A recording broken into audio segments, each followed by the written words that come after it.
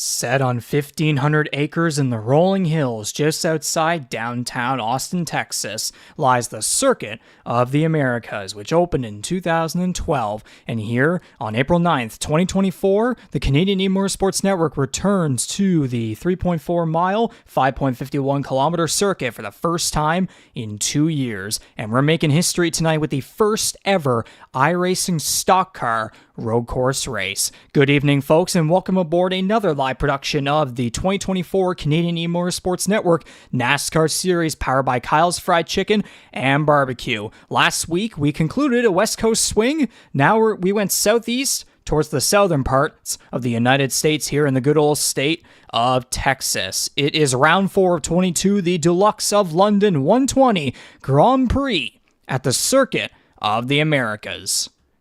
On the call here tonight is Corbin MacAulay, again back at it for a second season of play-by-play for the NASCAR Series. Unfortunately, the man who's been here since the very beginning, and Jordy Kerher, is absent tonight. You will still be hearing his voice later in some capacity, which we will eventually get to, but unfortunately not able to show up tonight, so we will dearly miss him out from Alberta, Canada, on the other side of the country compared to where I am on Prince Edward Island, of course. So, Jordy would miss you. Hopefully, you'll be able to tune in once this is all over and be able to check in and check out the race replay and see what we have to offer here at the Circuit of the Americas. But before we get into tonight's action, of course, we might as well dive into last week's action back at Phoenix Raceway at the 1 mile dogleg oval in Avondale, Arizona, which is where we had last week's winner, the number 17 Chevrolet Bolger Motorsports and Kawasaki sponsored Chevrolet of Corbin MacAulay. Back-to-back wins after also winning at Las Vegas Motor Speedway the week prior. He goes back-to-back, 2 wins in a row at Las Vegas and Phoenix. MacAulay leading 69 of 164 laps. Originally, it was supposed to be, I believe, 156, but it required 2 overtime restarts, which had a couple of crashes there, but they were able to race to the checkered flag on the second attempt. MacAulay having to go through some adversity, including dealing with an illness, getting an early speeding penalty. It only took him 3 rounds to eventually get to there. There's bad joke. You can cross that off your bingo card, drivers.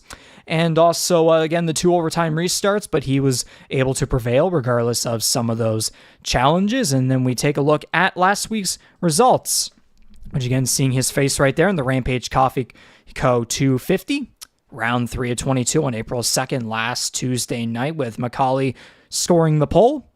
And we also won a stage as well, finishing in the first position there. Again, 69 lap sled. Rookie Adam Wilson finishing in the second position after qualifying 4th. CD Magram, a team, actually, I'll just mention it now, all 3 Tornado Alley E-Racing drivers finishing 2nd through 4th, so a hell of an effort from that team in what was quite a turbulent race at Phoenix last week. The rookie coming out on top in front of the veterans in CD Magram and Ty Higginbottom. Charlie Sears in 5th place. Give me a second here. The 499 Racing Chevrolet from Charlottesville, Virginia, scoring his first career top 5 finish in the Canadian E-Motorsports Network NASCAR Series, powered by Kyle's Fried Chicken and Barbecue. That's going to be quite the momentum for the reigning IndyCar Series champion from last year, as again the series heads to a road course for the first time, at least on the iRacing platform, so we'll really be able to see what he's truly capable of. And again, Sears only qualifying 12th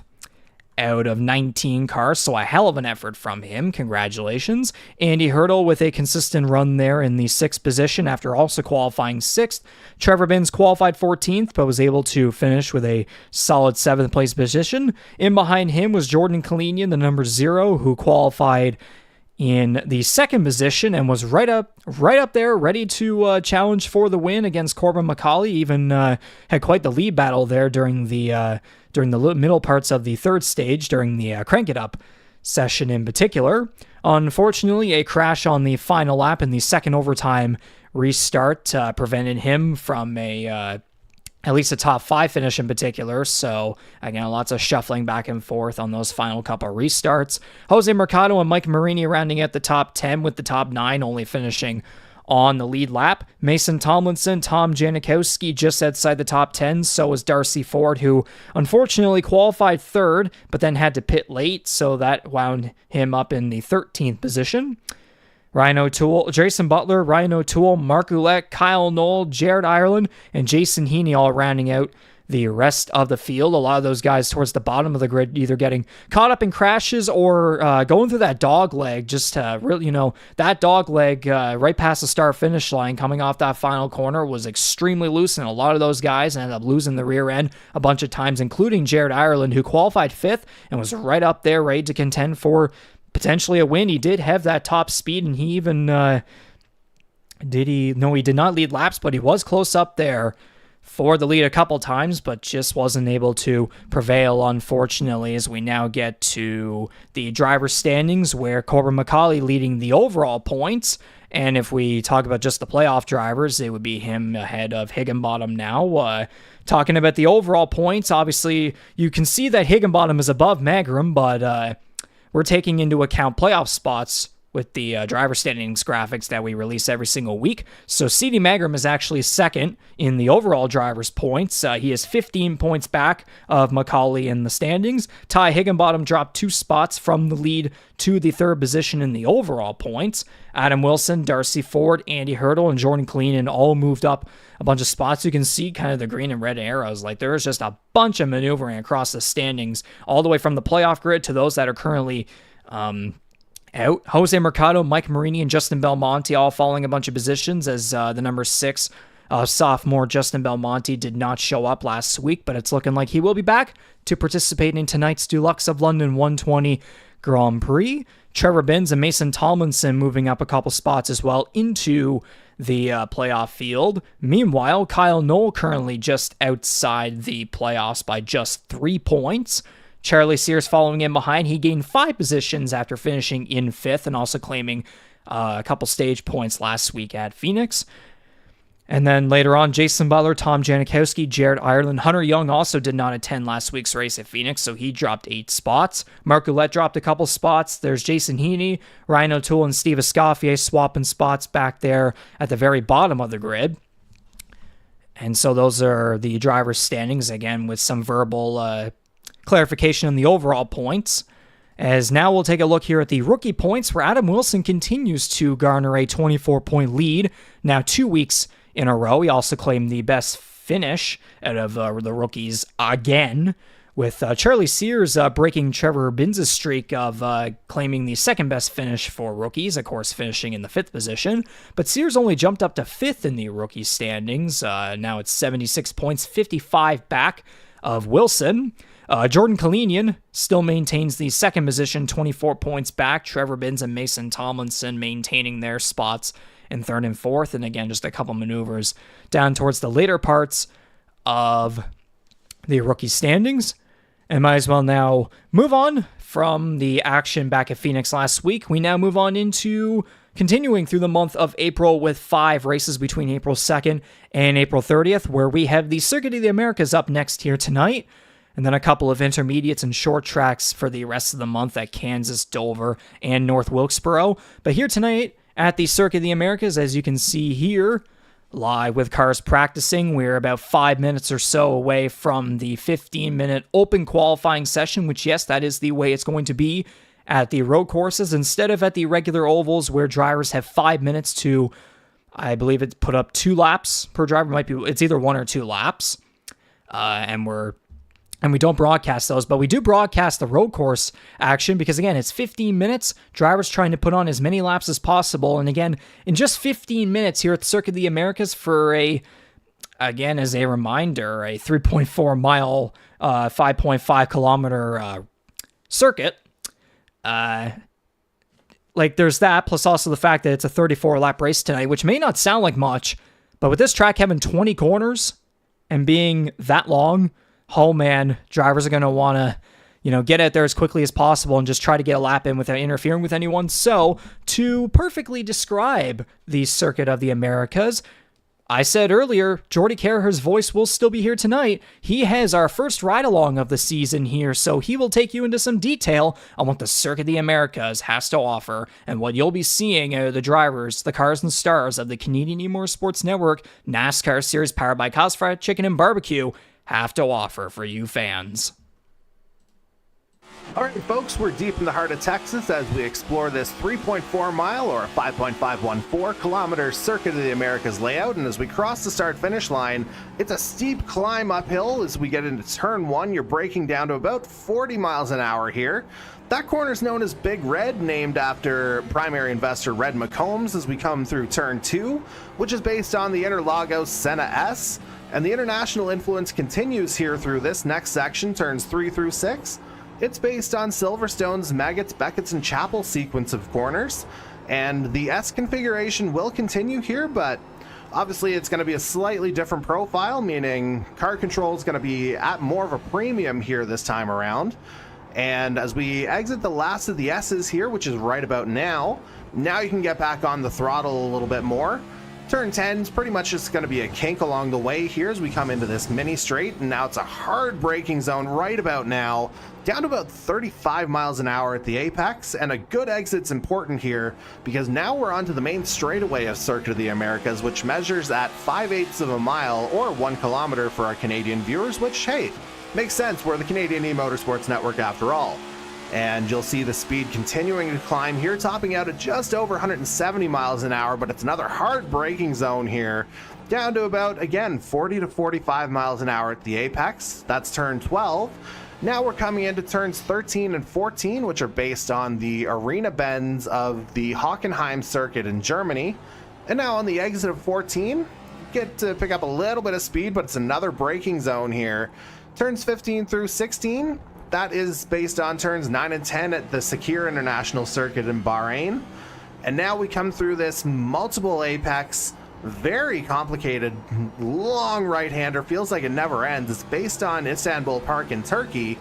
And now we come into the final couple left-handers of this Circuit of the Americas layout. Taking the proper line is going to be important. Use the full width of that track as we come on to the final left-hander. We're back onto the start-finish straight. You'll see the laps in about the 210 to 215 range. It'll be interesting to see how the drivers navigate this one. Reegs, back to you.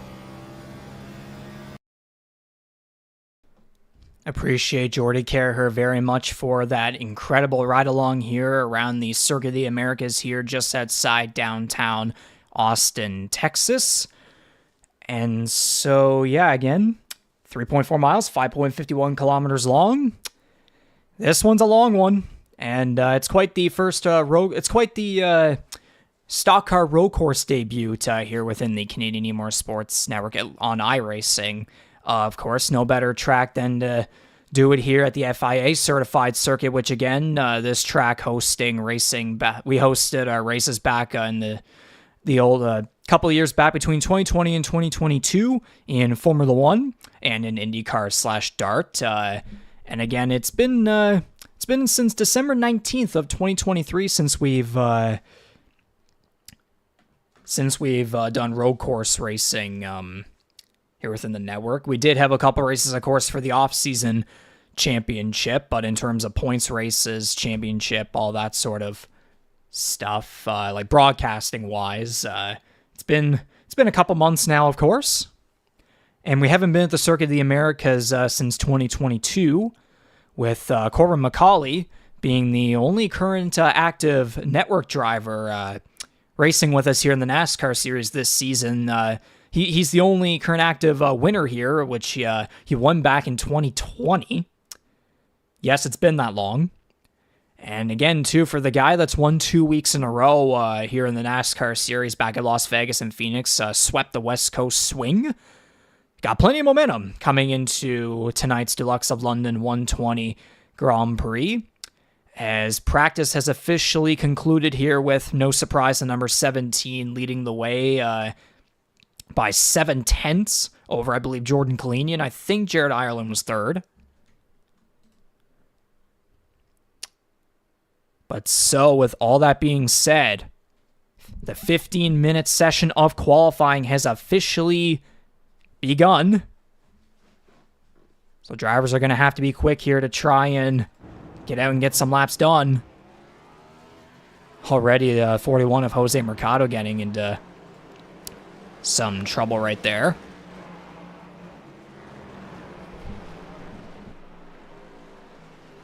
But again, the number 17, there is the number 17 Chevrolet, sponsored by Boulder Motorsports and Kawasaki from Charlottetown, Prince Edward Island.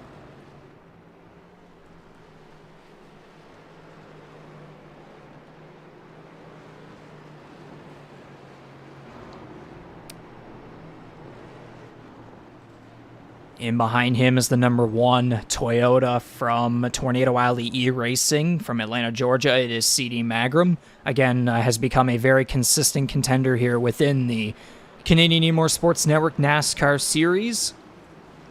On the road course is a bit of a mystery, but we shall wait and see on that one.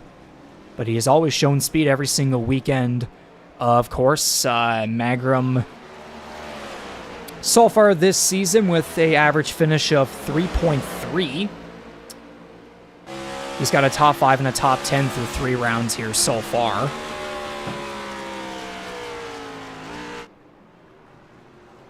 And then in behind him here, we got the number 41 Ford of Jose Mercado for GTR from Kissimmee, Florida, or however you say that. I know Jordy, I think, had the correct pronunciation. If only I had him here tonight. Mercado's got an average finish of 7.3. He has 3 top 10s so far this season. Just hasn't been able to get inside the top 5 just yet, as both he and Magram mess up right there. Coming into, I believe, that was turn 15. As they now go through the right-hand multi-lane apexes right there through turns 16 and 18.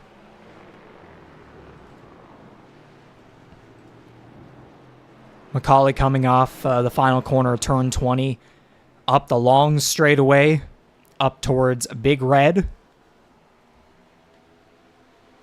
Which again, as Jordy said, steep climb, named after primary investor Red McCombs.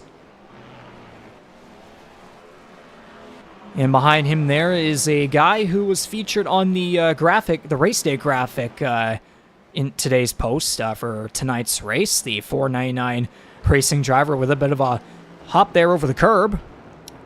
Sears again, road course wise, I'm kind of open wheel wise in a sense. He's definitely got some momentum coming into this one, as again the reigning IndyCar / Dart Series champion.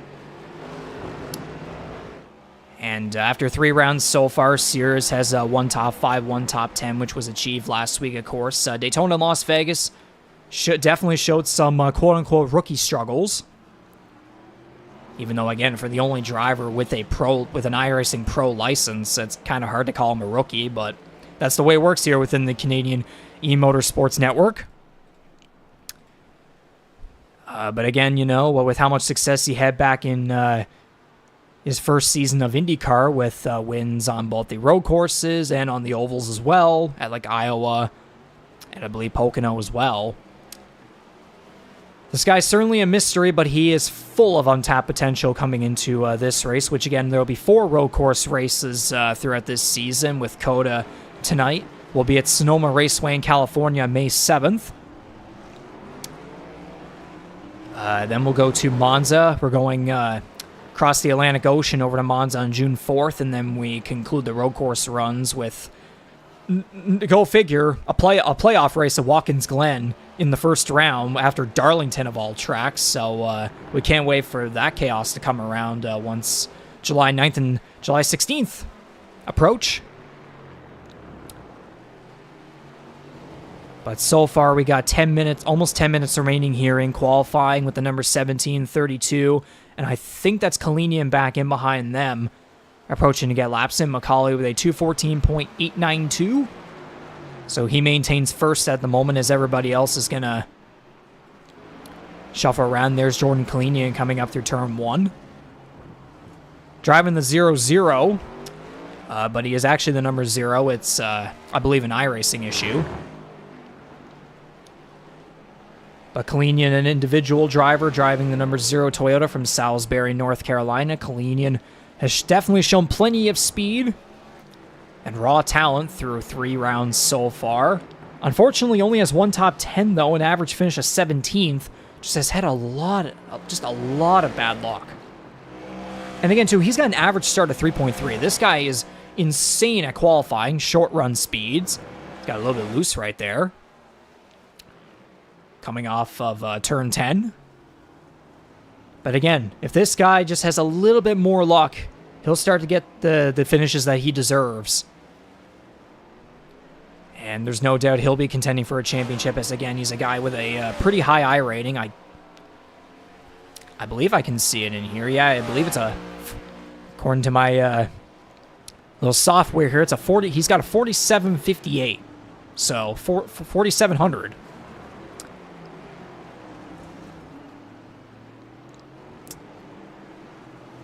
So again, it's kind of hard to call this guy a rookie too. But again, it's how it works here within the network. The number 13 Chevrolet, Boot Hill Chevrolet of Jared Ireland, a sophomore, the championship runner-up last year. Currently in second, almost a second back of MacAulay. Ireland so far, seeing Trevor Binns getting close there. Coming at a turn 10 towards that sharp hairpin. Ireland also an individual driver. He's from Eudora, Kansas. So far through the season, he's got... it's certainly been a, I guess a quote-unquote sophomore slump for him. As, man, compared to last year, it's been an absolute struggle for him so far. I mean, average start at 10.7, not bad, but an average finish in almost 20th. He doesn't have a single top 5 or a single top 10 yet. It's been an absolutely rough second campaign in the NASCAR Series here so far for him, with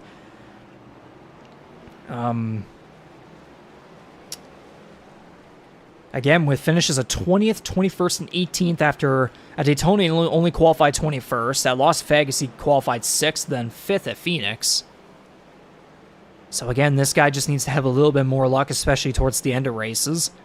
Seems like he gets caught up in a lot of bad luck more around the midway point in most of these rounds so far.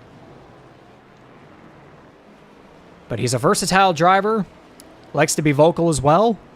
No doubt that he'll eventually be able to get a good finish and make his way up into the playoff field. As again,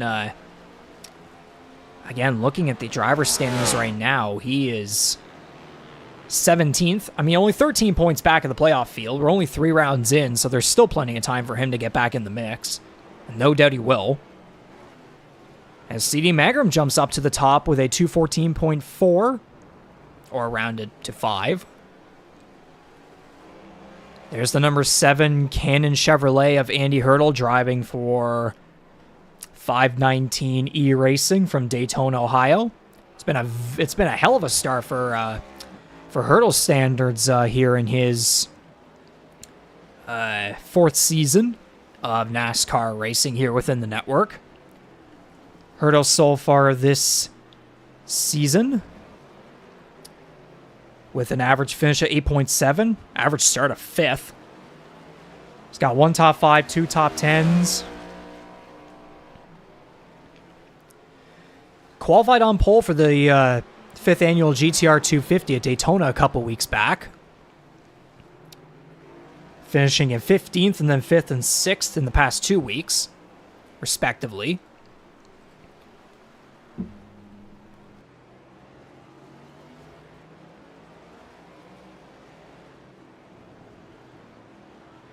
And this is another guy too to keep an eye on, because this guy within the network. You can call him one of the open wheel aces. Kind of like there's him, there's Mike Marini, Charlie Sears can get in there as well. Although again, NASCAR wise, he's a rookie.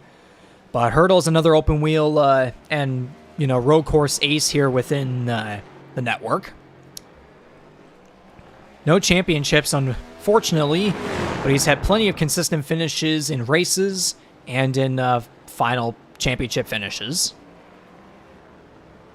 And so we'll see here if, just like we said with Charlie Sears, if Hurdle will be able to continue his momentum with a Solid performance here tonight at the Circuit of the Americas, or today as in iRacing terms. No, the track does not have lights, based on my knowledge. Charlie Sears currently now moves up to the 4th position ahead of Andy Hurdle. There's the rookie, number 21 Toyota of Adam Wilson, driving for Tornado Alley eRacing. Wilson, from Laurel, Delaware, signed on to the Tornado Alley alongside C.D. Mangrum in the offseason, joining 2022 Series champion Ty Higginbottom. And again, Wilson so far this season, by far the best rookie out of the drivers, at least finish-wise. Pace-wise, you know, up there in a bit of a tier along with guys like Jordan Kalinian, Trevor Binns, Mason Tomlinson, but Wilson has definitely been the class of the rookies here so far. Wilson coming off a 2nd place finish last week at Phoenix. And then statistically speaking, Wilson currently has a 3.7 average start, a 5th place average finish, 2 top 5s, 3 top 10s. Through the first 3 rounds, he qualified 4th twice and then 3rd at Las Vegas. He has finished as a 5th, 8th, and 2nd. So, again, this is another guy, too, with a decent I rating. Adam Wilson with a 3.696. So it's been a hell of a start to his Canadian eMotorsports Network career here within the NASCAR Series, powered by Kyle's Fried Chicken and Barbecue. And quite the simplistic, but very intriguing looking paint scheme there. Blue label, Johnny Walker there on the side. Blue label also on the front end of that Toyota Camry.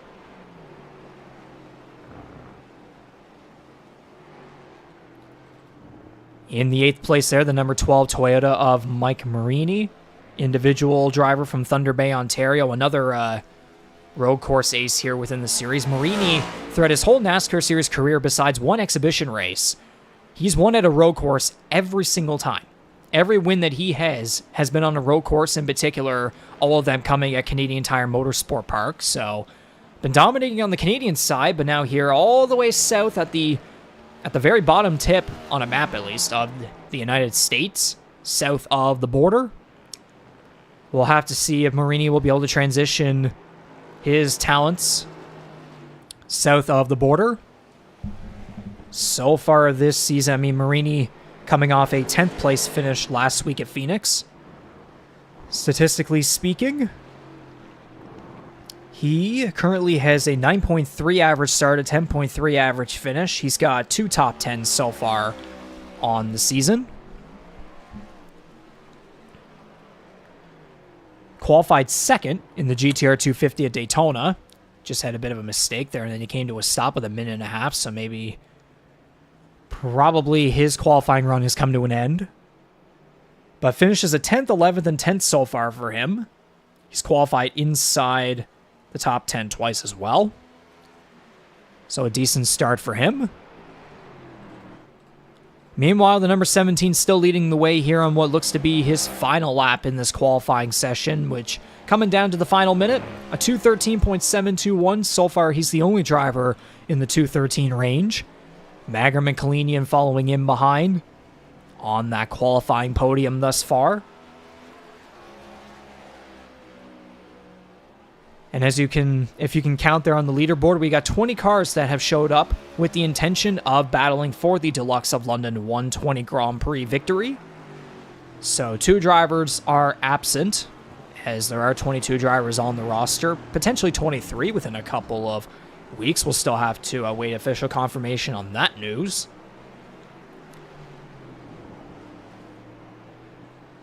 But so far, 4 drivers have not placed a time. More than likely, they will not at all. Probably just start at the back of the field and see how chaotic the start's going to be.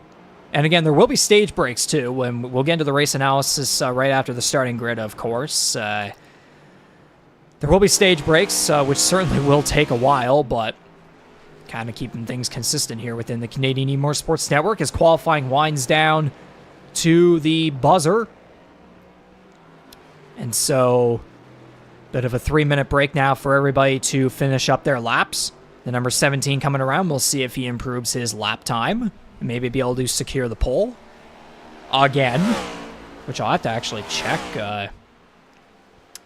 I think he's won 2 poles in a row. Yes, that is actually true. He only qualified 15th back at Daytona, but he's won the pole and the race the past 2 weeks. And it looks like no, he did not even close to improving his previous lap at 2:14.392 by the looks of it.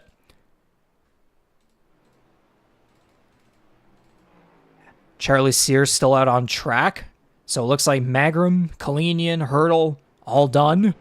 Sears, on the other hand, looking to improve his lap and maybe get, who knows, maybe on that podium. Currently in 5th. Ty Higginbottom snuck into the top 10 off screen.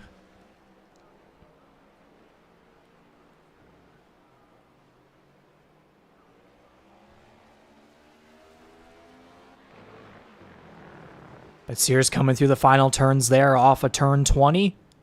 No, he's actually going to come to a stop, so I wonder if it looked like he went a little slow there through turn 19, so I wonder if there may have been a potential screw-up there. But here's the number 97 U.S. Air Force Toyota for Tornado Alley E-Racing. The 2022 NASCAR Series champion will come around as Jose Mercado improves his time to a 2:16.8 as Higginbottom goes around in the final corner, so that's going to do it for his qualifying run. So Higginbottom was in the top 10, but he'll fall short, unfortunately. Jose Mercado sneaked in into 9th.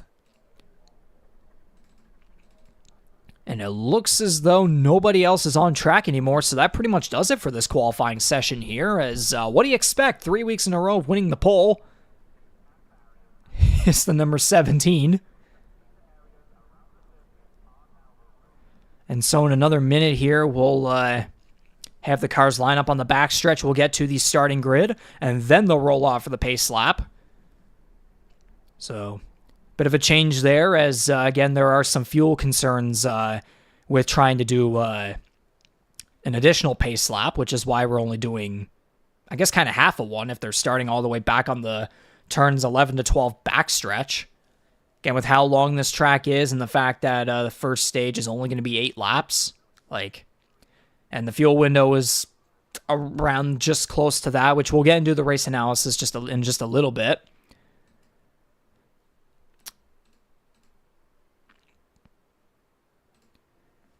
If you look on the ticker there now, you can see some of the time differences with everyone in qualifying, only 7/10 separating MacAulay and Magrum. And then everybody else is second on back.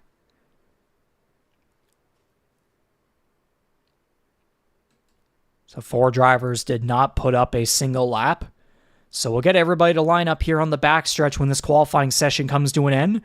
And we'll get through the starting lineup for the first ever Dulux of London 120 Grand Prix here at the Circuit of the Americas.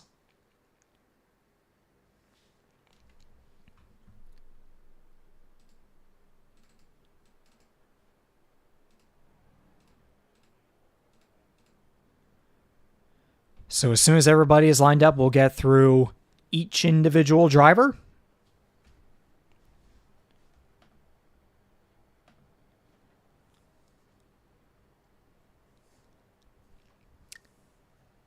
Great to see and hear Stephen Ellis cheering on number 32 of Charlie Sears. Looks like we got about just over 10 viewers here so far for tonight, and we haven't even started just yet, so we appreciate all of you for tuning in for tonight's event. Which, again, we're creating history here within the Canadian eMotorsports Network NASCAR Series powered by Kyle's Fried Chicken and Barbecue. The first ever stock car road course race on the iRacing platform. We did many of them back in the days that we want to forget, the NASCAR Heat 5 console era, and also NASCAR Heat 4. I believe it was just Season 1. I believe that's where my knowledge is. But it looks like most drivers are lined up. We're still missing 2 of them.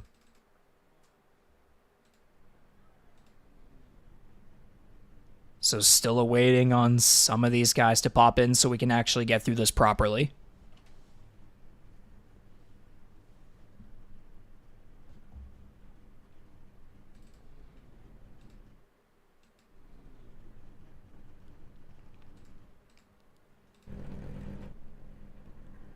Trying to see if I can get a good camera here of who we got. I think this should work.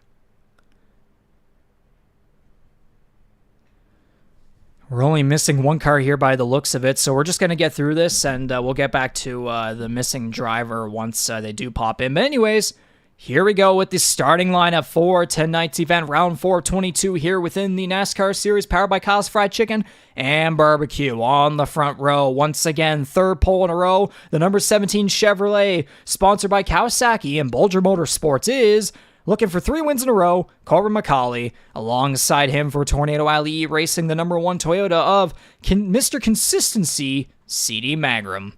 Moving on now to row number 2, where we have the number 0, not 00. As a reminder, Toyota of rookie Jordan Kalinian looking for some better luck after some recent weeks of unfortunate luck, but again was able to score a top 10 finish last week, so he'll be looking to hopefully have a clean car by the end of the race. And alongside him, we got the number 7 Chevrolet of another consistent driver here, and an open wheel and road course ace. Keep an eye on him tonight. It's the number 7 519 E-Racing Chevrolet from Daytona, Ohio, Andy Hurdle. Rounding out the top 5, we have the number 32 Chevrolet of 2023 IndyCar Series champion Charlie Sears for 499 Racing from Charlottesville, Virginia. Alongside him, a fellow rookie, the leader in rookie points, the number 21 Toyota of Adam Wilson, looking to go 4 weeks in a row with the best finish by a rookie. Moving on now to row 5, where we have the number 13 Chevrolet of Jared Ireland, the sophomore championship runner-up from last season, looking to also finally get into the top 10 again with his pace and his raw talent, man. He is long overdue now for a solid finish and to eventually get into the playoff field, as he's currently just outside, 13 points behind the cut line. Alongside him, the number 12 Toyota from Thunder Bay, Ontario, another open wheel and road course ace, is Mike Marini. Rounding at the top 10, where we have the number 41 Ford of Jose Mercado for Team GTR from Kissimmee, Florida. Alongside him, the number 6 Ford, missed last week. He's back and ready to contend here at the Circuit of the Americas. The number 6 Ford of sophomore Justin Belmonte. Moving on now to row 6 with the number 97 Toyota for Tornado Alley E-Racing, the 2022 NASCAR Series champion, Ty Higginbottom. Alongside him with the cowboy on there, finally has a face there. It's the number 4 Chevrolet from Eudora, Kansas, Mason Tomlinson. Now to row 7, where we have the number 9 Toyota of rookie Jason Heaney, driving for Koopa's Racing from Altoona, Wisconsin. Alongside him, a guy who's gone under the radar, as again, hasn't gotten a top 10 finish just yet, but has been very consistent so far this season. The number 93 Chevrolet of Tom Janikowski from Appleton, Wisconsin. And then now to row 8, where we have the number 77 Ford of Hunter Young. Also another guy, again, he did miss last week, but he's also gone under the radar as a consistent driver here. He's got the 777s there on the sides and the top of the car. And then the Koopa's Racing owner, the number 80 Toyota of NASCAR rookie, and a driver, again, back from last season in IndyCar. It's the number 80 of Mark Ouellette. Row 9, we have the number 15 of sophomore Toyota Storm Surge eSports driver Kyle Knoll. Alongside him, the 2021 NASCAR Series champion, the number 64 Chevrolet, who has also quietly had a solid start to his second season on the iRacing platform, Darcy Ford. And then row 10, where we have the number 33 Toyota of rookie Trevor Binns for Koopa's Racing from Winter Haven, Florida. And rounding out the field, a fellow rookie in the number 16 Chevrolet from Portland, Oregon, it's Ryan O'Toole. And there you have it for the starting lineup for tonight's race.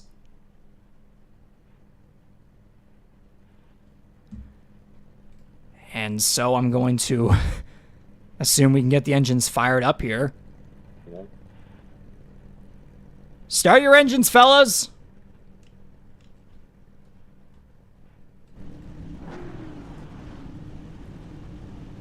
I have no idea if that worked.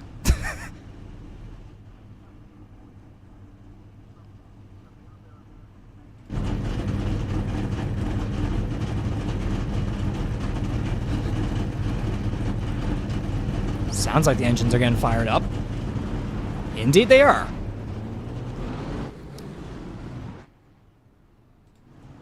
And so the cars will begin rolling down the back straightaway here, where now we're going to get into the race analysis here. 34 laps here at the Circuit of the Americas tonight. 8 laps each, stages 1 and 2.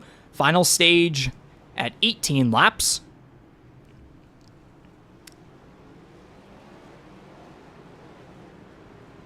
50 miles per hour is the pit road speed limit, and the fuel window is around laps 9 to 12, so this first stage, unless there's somehow a caution, there shouldn't be, then these guys will definitely have to pit. So, stage 1, more than likely we're going to get nobody coming down pit road unless it's for damage or something like that, or they get towed or something.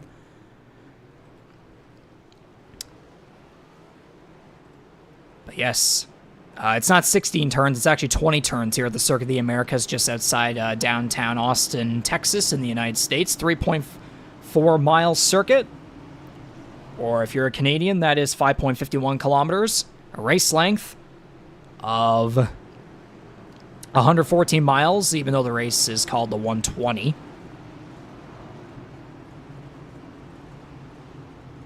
But as the cars come through turns 19 and 20, we will have the iRacing safety vehicle pull off, and we're going to get underway, making history here. The first ever stock car road course race on the iRacing platform through turn 20. 20 drivers going to go out here tonight in round 4 of 22. Here we go. Ladies and gentlemen, the pros.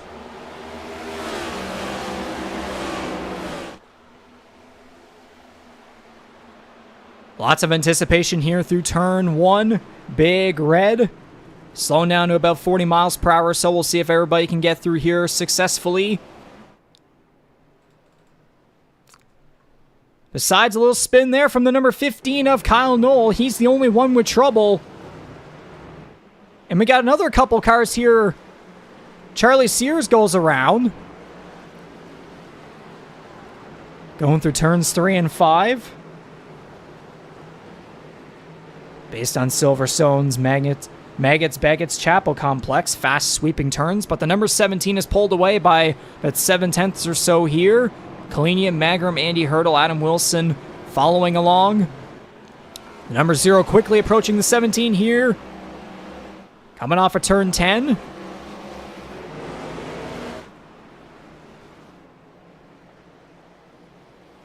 Looks like most guys are able to successfully make it through turn 11. Charlie Sears trying to make his way back up as he is side-by-side with Tom Janikowski. He'll put himself into the 14th position, but most cars going single file as they go down the long straightaway towards turn 12, a hard braking zone.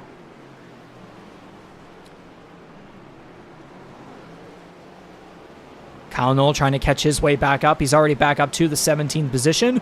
Oh, and Jared Ireland, Mason Tomlinson both lost the brakes there going through turn 12. But they're able to get back going regardless. The number 17 and the 0 almost about to get side by side here going through turns 16 through 18. Here on lap 1. The 17 has the advantage on the inside. Adam Wilson, Andy Hurdle also side by side. 17 clears away. Andy Hurdle going to try and clear through turn 19, and he will. Andy Hurdle back into the 4th position. Kyle Knoll and Trevor Binns going at it there back in 16th as everybody tries to get through turn 20 successfully. Looks as though most guys are able to. There's trouble for Mason Tomlinson. He goes for a spin through the final corner. Kyle Knoll's going to overtake him now on lap 2.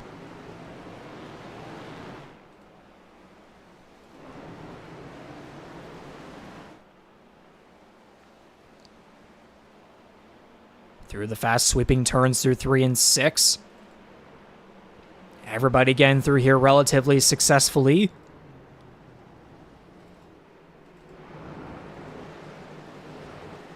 Pretty much single file racing going on through most of the field here as Charlie Sears and Darcy Ford here going out for 12th, the number 32 after that issue there on lap 1, trying to make his way back up.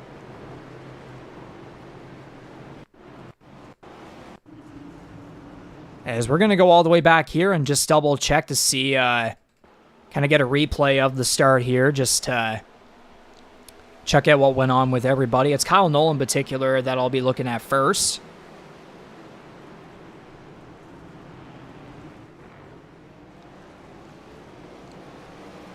But yeah, pretty much just lost it, I imagine. Yeah, just lost the rear end there, and then there's the 32. Oh, it was contact from behind. Marini into the side, and the 32 very lucky to not get into the wall. Able to keep going, trying to make his way back up the field, of course. Meanwhile, the number 17 and the 0 separated by about half a second or so. And Noel's almost going to go for another spin again there through turn 12. He's going to get it back going.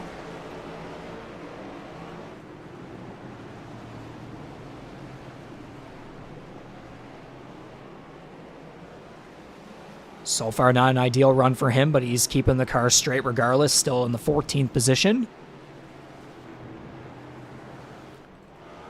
Trevor Binns looks like he may have had an issue there coming off of turn 15. He's back in the 17th now. Tom Janikowski taking advantage. Darcy Ford and Jason Heaney going out for the 11th position. The number 64 Piping Kettle Soup Co. Chevrolet moves up a spot.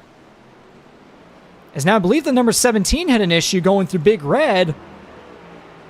The number 0 tried to take the first place position back, but then the 17 took it right back. So quite the battle for the top spot here between veteran versus rookie.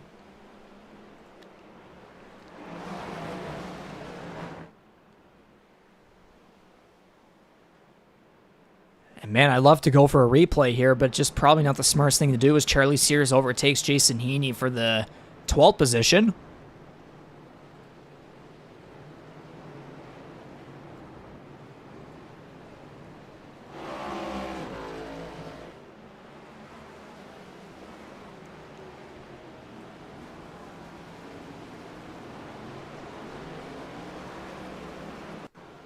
So we get a quick replay here of what happened with the 17. Yeah, just locked up the brakes severely. The number 0, on the other hand, with a perfect corner. But then the 17 took it back anyway, so it's as if nothing happened.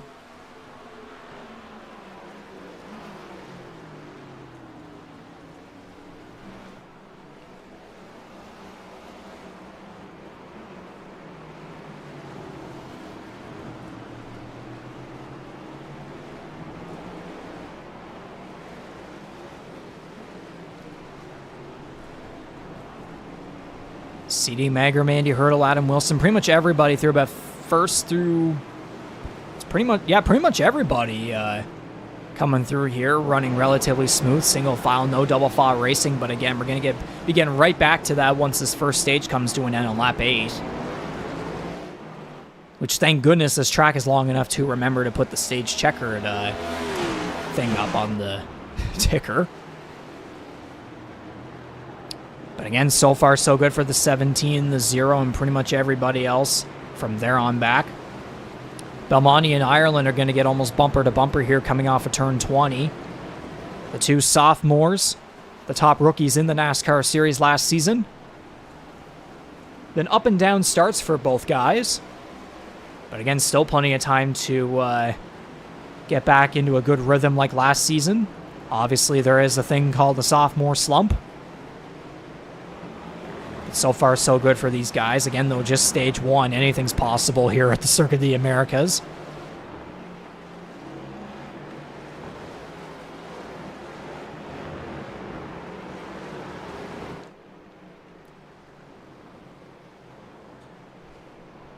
It's just the number 17 just kind of doing his good old thing. Although, again, if we recall back at last week at Phoenix, these two were relatively close for most of the race, as Kalinin didn't lead many laps, but he was right up there contending for the win alongside the 17.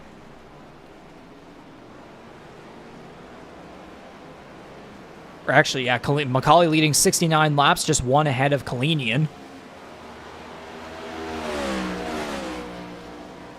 But there's a lot more closer action here towards what looks to be about 6 through the back end of the top 10. As Belmonte and Ireland have caught up to Marini for the 6th position, so they'll look to overtake him. Into turn 12, Belmonte's going to dive it in. Marini stays up high. The number 6 gets through successfully, and there's contact between the 12 and the 13. Mercado had to slow down for that one too. Ty Higginbottom takes advantage as well. Marini came to a stop. Darcy Ford overtakes. And a lot of maneuvering back here. Charlie Sears moves up into 9th as Ireland drops back a couple spots. Drops in behind Marini. I imagine something to do with the rules. Maybe something here with the iRacing platform. Rules, penalties, something like that. Potentially. Or drivers simply being courteous. Who knows? Looks like the 77 and the 33 just got together there going into turn 12. Oh, man. Close contact there. It looks like Trevor Binns just got into the corner battle. Yeah, locked at the brakes completely. Spun it right around. Thankfully, it wasn't going any faster. But all's alive and well now. Almost 2 seconds separating MacAulay and Kleinian. Magrum 5 seconds back. Hurdle at almost 9. And then everybody else is in between 10, 20, 25 seconds back of the race leader. But then it's all going to come right back whenever we get that stage checkered flag. But now in lap 5 of 34 in the Dulux of London 120 Grand Prix here at the Circuit of the Americas. Number 17 kind of locked up the brakes there going into turn 11. Kalinian more than likely had a bit of a better corner there. As we got some side-by-side action here between the number 32 and the 41. Heading into turn 11. Sears up to 7th now after, again, falling all the way back to, it was like 14th or 15th in that lap 1 incident with Mike Marini, who's back in 11th. Darcy Ford, Ty Higginbottom trying to make their way up through the field. They're now at the bottom of the top 10. Marini and Ireland getting close together once again there for the 11th position. Hopefully they don't get together again.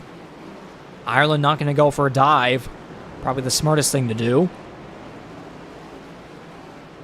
Jason Heaney, Kyle Nolan 14th, looking to hopefully again with this upcoming stage caution, he'll be able to make his way back up through the field. Tomlinson, Janikowski, Young, Binns, Mark Ouellette, Ryan O'Toole, a bunch of guys just trying to complete laps and make sure that they get to the end of this one clean. MacAulay comes around and will lead yet again another lap here, heading on to lap 6.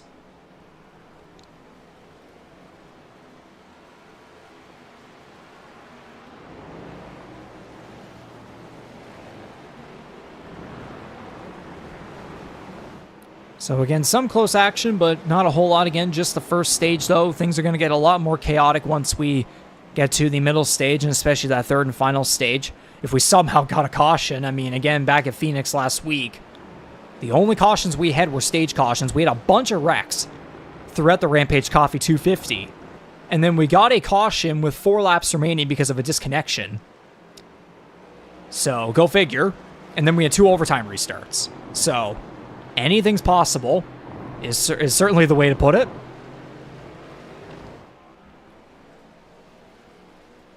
And again, too, with that final stage being 18 laps, it might be 16 or 17 because of the stage caution, depending on how many pace laps are done. Probably just 1. That fuel window's laps 9 to 12. So, it'll certainly get interesting with strategies and making sure you don't speed and don't lock up your tires. Make sure you maintain car control through all the tight, fast, slow corners everywhere on this 3.4 mile circuit. And again, too, making sure you don't wear the tires too much. As the number 17 is kind of doing that. As I'm saying that, he's done that twice now. He did in turn 11. Now turn 12 is now the number 0 is going to catch up and try to go for the lead again. Kalinian's been very smooth through the corners. But again, just doesn't have that raw speed that the 17 has got. The 17 just keeps screwing up. Almost side by side. Or I probably shouldn't be saying screwing up or just locking up. Whatever's the professional term.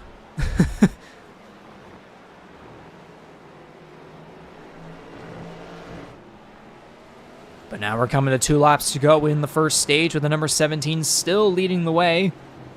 Again, his raw speed is beating Kalinian's corner consistency. CD Magram holding firm there in the third position, almost, or about 5.5 seconds back of the leaders. Andy Hurdle then again another 5 seconds back there. Adam Wilson trying to catch up as well. And then pretty much everybody else is just relatively good in their position, unless Marini and Ireland decide to get together once again.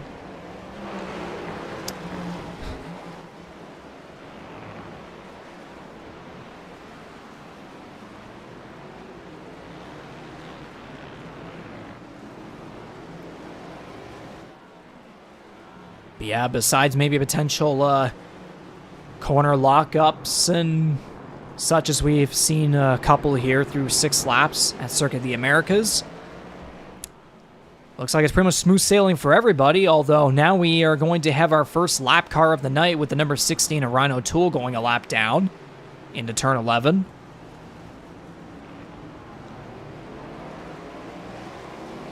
Number 17 had a way better corner exit right there compared to the 0.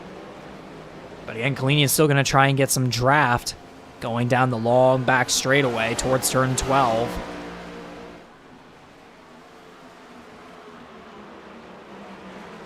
Again, it's about 0.6 miles or 5/8 of a mile, 1 kilometer long.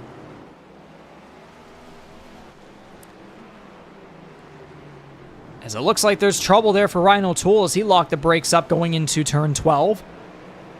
And so CD Magram gets by him. There was maybe a little bit of a scare. But we're closely paying attention to this battle for the stage win between the 17 and the 0. Again, Kalini has been very consistent through pretty much every single corner so far. But when you compare that to the 17, who's just pure speed whenever mistakes are not happening, it's pretty much outweighing him in all factors. So we're going to be coming around here around turn 22, the white flag for stage 1. And then we'll have the caution officially come out once every single car inside the top 10 makes it through across the line. So white flag in stage 1. Number 17 will look to hang on.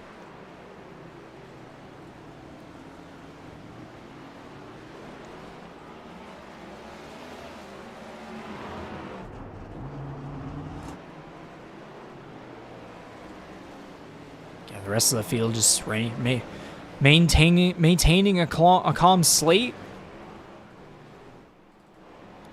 All Ryan O'Toole now in trouble in the final corner as he is not getting going. Now he is. Looks like he's just waiting for traffic to kind of cycle through so that nothing major happens.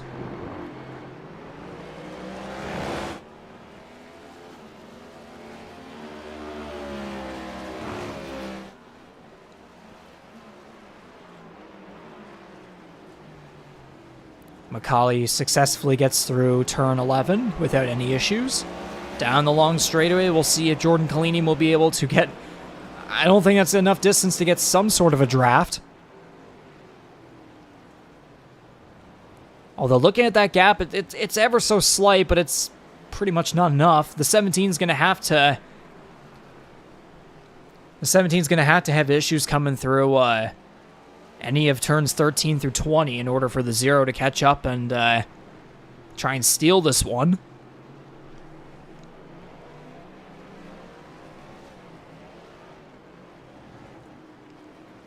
But through turn 15, it looks like the 17 is well on his way to yet again another stage win. This season, it'd be, I believe, his second of the season. As the number 13, the 12, battling for 11th. The number 13 now way ahead.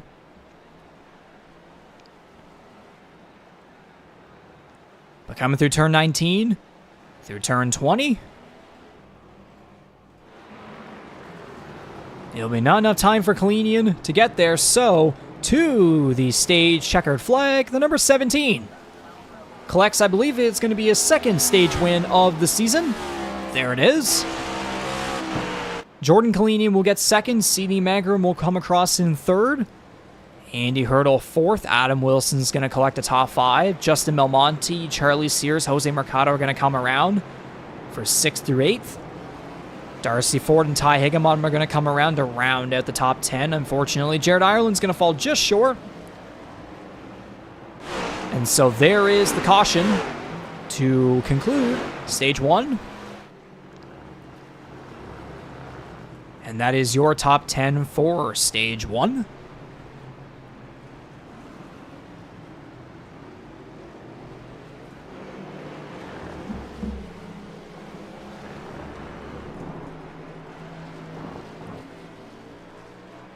And I mean, honestly, for the first stage of the first ever iRacing stock car road course race here within the Canadian eMotorsports network, pretty solid stuff. But again, it's just stage 1. We still got 2 more stages left. We got stage 2 at 8 laps, and then we got a third and final stage. That's going to be about 18 laps, depending on how we cycle through that second and final stage cautions. So everybody now trying to catch up to the pace car. Or get to pit road and make the pit stops, because quite frankly, they're now at the beginning of the fuel window.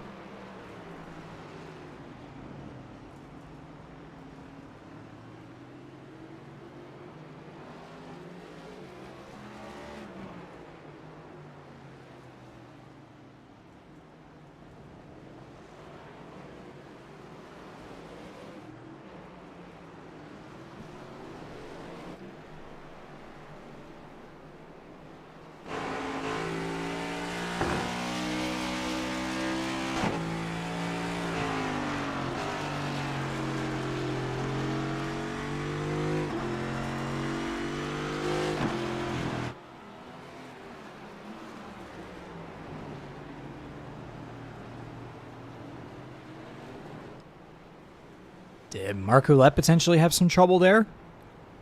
And he locked up the brakes just a little bit going into the first corner there. And there's the pace car, so everybody was just catching up to get in behind the pace car, which now comes off pit road under this stage caution.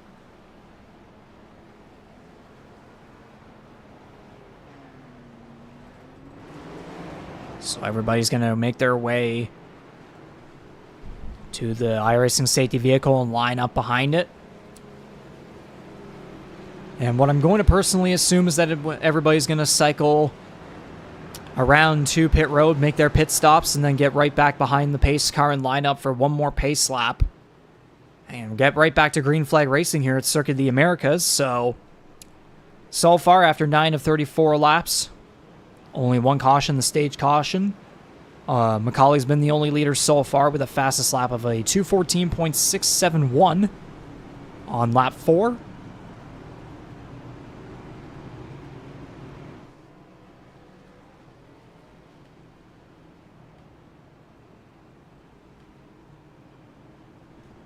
We might as well take the time here to thank the following sponsors and partners for supporting the Canadian eMotorsports Network, because without them, it would certainly not be as easy doing all this, of course. So Kyle's Fried Chicken and Barbecue, which powers the NASCAR Series here within the Canadian eMotorsports Network. So we thank them very much for hopping on to power the NASCAR Series for its 5th season of operations, second on iRacing. Rampage Coffee Co., which sponsored, was the title sponsor for last week's race at Phoenix. Piping Kettle Soup Co., Forked River Brewing Company, Bangarang Hard Seltzer, Nordic Aluminum, GSGSG Vinyl 3D. Of course, Dulux of London for being the title sponsor of tonight's race, or based on iRacing's time and such weather today. GTR as well, and then of course TrackCams22.com for, again, these cameras that you see us using here within the Canadian Motorsports Network here on iRacing. That advantage of being in the iRacing platform, we use these incredible cameras that have been utilized since last season. And man, oh man, do they ever emphasize and improve these broadcasts compared to what we had back in the console days, which literally everyone within the network loves to forget, at least those that have been there since the very beginning.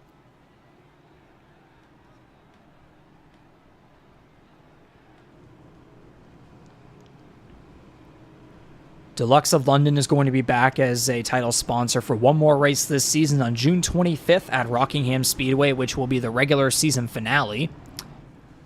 It was at Daytona last year. Thankfully, it's going to be at Rockingham instead. But again, too, Dulux of London helping being the title sponsor of races that make history here within the Canadian eMotorsports Network NASCAR Series. As again, it'll be literally the first time ever in series and network history that we've gone to Rockingham Speedway. So that's going to be a hell of a race to mark on your calendar, of course, again, June 25th. GSG Vinyl 3D is going to be the title sponsor for next week's race on April 16th at Kansas Speedway, a track that we've gone to many times here within the NASCAR Series. It'll be, I believe, the third time after we had a doubleheader last year. This year we go there just once. I mean, we go to literally every track on the schedule this season we go to once, which certainly helps with track parity and all that. It certainly makes things interesting. But yeah, for the rest of the month, there's Kansas, and then on April 16th, and then April 23rd, we go to Dover International Speedway for the Forked River 200, and then GSG, that's a mouthful, Vinyl 3D 150 on April 30th at North Wilkesboro Speedway, which hosted the throwback race last year. The throwback race for 2024 is going to be at Rockingham. So North Wilkesboro back for a second season. That race was certainly a thriller back in 2023, as now everybody's going to come down pit road.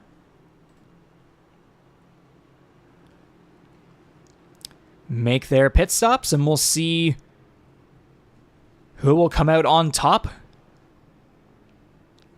to get the second and middle stage underway. As, Jordan Kalinian with a couple of guys here with some interesting strategies.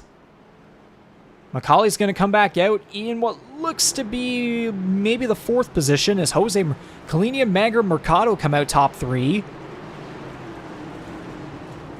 It's a very interesting sequence of events right there.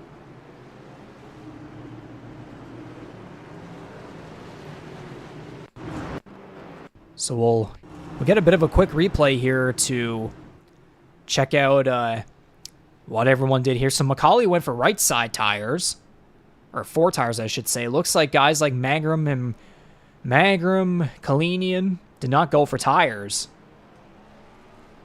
So a lot of these guys certainly didn't.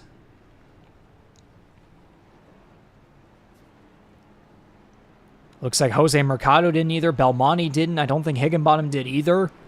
So a lot of guys certainly on interesting strategies as, yes, the pace car lights are off and everybody's going to get lined back up for only one more pace lap. So we'll get stage 2 underway on lap 12 of 34.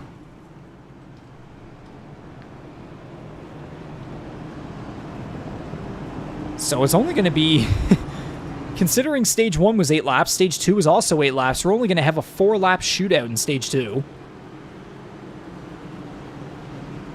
Which may sound short, but it's still going to be kind of a marathon with how long this circuit is once again.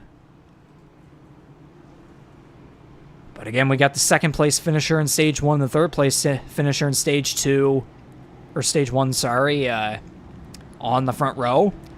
Jose Mercado moving up from the 8th position, so we'll see if he'll shock everybody and make a good run here up front. But again, MacAulay on those 4 fresh tires.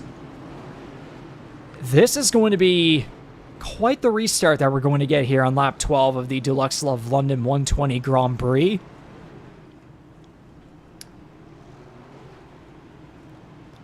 Looking like we have about 13 viewers or so tuned into the action here at the Circuit of the Americas on iRacing, so feel free to leave a comment, give us a like, and share the word about the Canadian eMotorsports Network here as we are conducting round 4 of 22. Still got plenty more races to complete. After tonight, there's only going to be 11 races remaining until the 5th annual Earl Ross Cup playoffs. And then after that, we'll have 7 races in the Season 5 playoffs to solve the mystery of who is going to get on to the prestigious Earl Ross Cup, which, as a matter of fact, I recently got my hands onto it. So by the end of the season, we'll definitely want to update it and show it off here on the broadcast. But again, we're not there just yet. We'll do that once we actually decide a champion. But again, give us a like, share the word, leave a comment, give us some awareness, put us in the algorithm as we continue to show off some of the cars and stars here of the Canadian E-Motorsports Network on iRacing in the NASCAR Series, powered by Cost Fried Chicken and Barbecue. Again, with 16 veterans,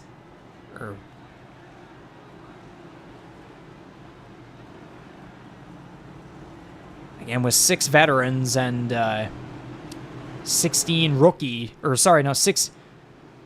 Jeez, I cannot count. 9 rookies. Everybody else is a veteran. I'll put it that way. Okay, yeah, those are the numbers. 6. We got 16 Americans, 6 Canadians in a Canadian-operated series. But anyways, we're getting right back to green for stage 2. Here we go. Jordan Kalinian leading the way. He got quite the jump there. Coming up to Big Red. A corner with a gradient of about 11%. We'll see if everybody's going to get through here successfully. MacAulay already up to second.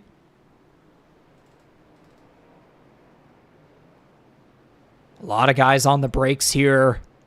Going through turn 2, and now as we get through turns 3 and 6. Trouble for Jose Mercado. He's fallen all the way back to 10th.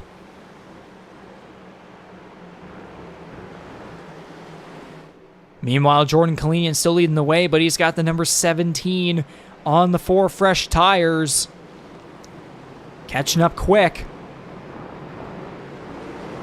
Looks like almost everybody getting through here pretty smoothly so far, but again, with everybody packed up going into the, again, the sharp turn 11 hairpin. Hopefully everybody's going to get through here successfully. Justin Belmonte almost dove it in pretty fast there under Jared Ireland. Jose Mercado still falling back. Charlie Sears, Darcy Ford trying to take advantage.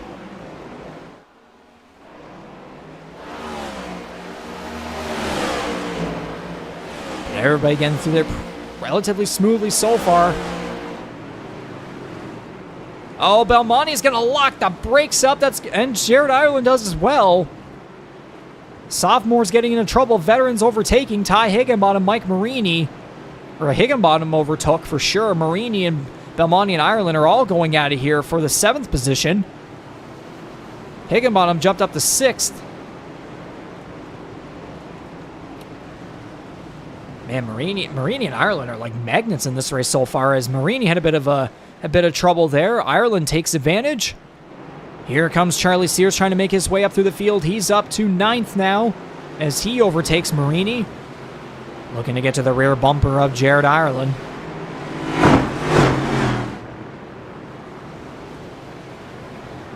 Darcy Ford and Mike Marini almost side by side going into turn 24. Dives it in! Marini's going to go around! Man, oh man, has this guy ever had bad luck in this race so far. He's going to get it back around, hopefully, without any traffic issues there. Will it be smooth sailing for everybody else here through Big Red? It's looking like it. But now the 0 and the 17 are getting close, right back together now, going through turns 3 and 6. MacAulay right there with those fresh tires. Separated by about 2/10 to half a second. As Jared Ireland has trouble. He's fallen back now to 13th, and number 13 back to 13th. Jason Heaney's going to... No, never mind. He looked to... Oh, no, he still does take advantage. Ireland drops in behind. He'll more than likely pace-wise get back. Get back to him. As the number 0 is... Still has the advantage over the 17 now by almost a second. As Ireland's now, as I just said there, he's now going to overtake. As trouble for the 21 of Adam Wilson. He goes around. Oh, and contact. Tomlinson and Kyle Knoll getting together. Wilson's going to try and get it back going and not interfere with traffic.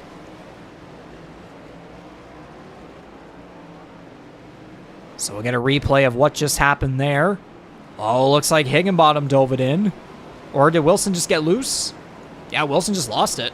Oh, the 97 barely saves it. Belmonte got into him. Then Sears, Ford, a bunch of other guys try to get around. There's contact between Tomlinson and Kyle Knoll.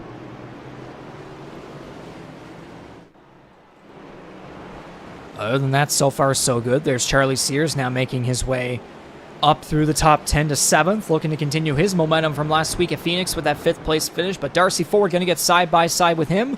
Sears and Ford were both featured drivers on the race day graphic today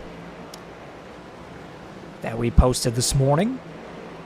Again, Ford being a multi-time Formula One champion and a former championship runner-up in the IndyCar Series. And then Sears being the defending IndyCar Series champion. Both guys have had their fair share of open wheel and road course success throughout the history of the Canadian E-Motorsports Network. Not so much on the stock car side for someone like Darcy Ford. But even though there's more domination on the open wheel side, Ford has certainly showed consistency on the stock car side. Adam Wilson in 17th looking to overtake Tom Janikowski for the 16th spot. He jumps up to 15th as well as Trevor Binns is going to drop in behind.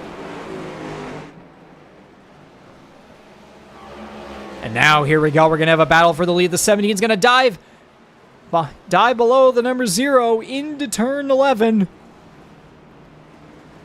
And what a corner by MacAulay there. But is Kalinian going to have the better runoff, though? Because the 17 did kind of have a bit of a dive there. No issues in the background as the number 0 is going to have a huge run down this long straightaway. We'll see what happens when they get into turn 12. Both drivers getting through relatively smoothly, but MacAulay takes the advantage back by about half a second or so. Charlie Sears with a massive dive bomb going into turn 12. Oh man, Darcy Ford had an issue there. Sears completely locked the brakes up. That was almost a catastrophic incident. Oh, in contact, Jason Heaney locked up the brakes and he gets into the 32. Just a chain reaction of issues. No brakes for a lot of these guys. So we're going to have to look back and see what just happened there.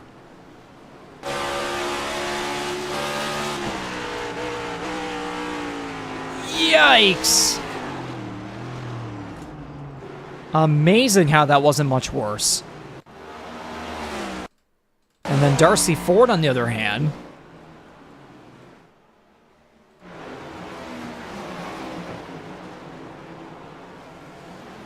Okay, yeah, he definitely saw the 32 coming in his mirror. Definitely. And then there's Jason Heaney, who, similar to Sears, like, just couldn't get on the brakes, and then just on Ford, just go figure. Go figure. Meanwhile, now with 20 laps to go in the race and only a couple laps until we get to the end of the stage, second stage.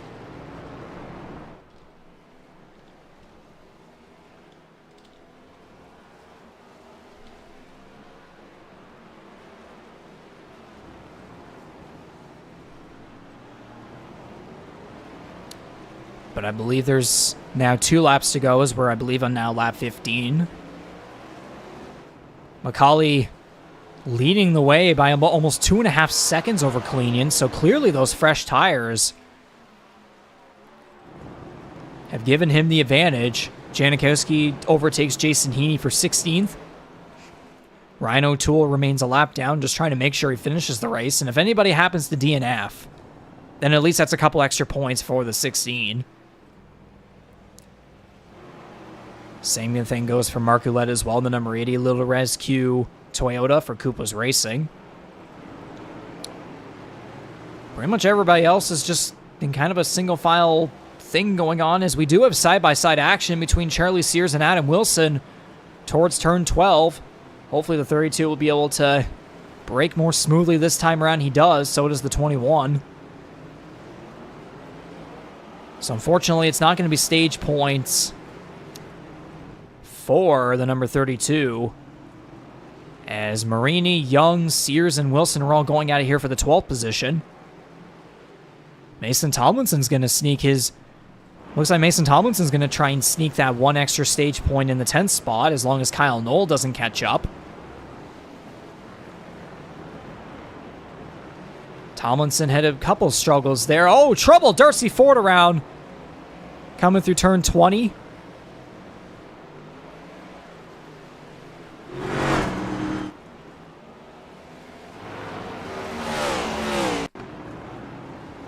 Yeah, Ford just lost the rear end there. Almost backed up into Mercado. Thankfully went forward instead of backwards when Jared Ireland came back around. But all is well and safe for Ford, who unfortunately, though, actually well and safe is not at all the way to describe this situation, is now Darcy Ford's going to have to try and catch up to Kyle Knoll to regain some stage points, or at least one extra point, as now Tomlinson's going to get 2. Meanwhile, the number 17 of Corbin MacAulay coming down the long back straightaway here. Or just straight away. Leading by about 2 seconds or so over Kalinian. Well on his way to back-to-back stage wins. And I believe this would technically be his 3rd stage win in a row, because, again, he did win the 3rd and final stage back at Phoenix last week. Then there was stage 1. Or no. Actually, I think it'd be 4, because I think he won stages 2 and 3. Or no, he won stage 1. Okay, Kalini won stage 2. So actually, I guess the way we can put it is he'll have his 4th stage win in 5 stages, with Kalini getting the other one. MacAulay won stages 1 and 3 last week. And then he won a couple back at Las Vegas. He's got a bunch of stage wins as of recently. We're just going to put it that way. But he's got another one here. So, streak continues. Number 17 comes off of turn 20. And he will take the stage win.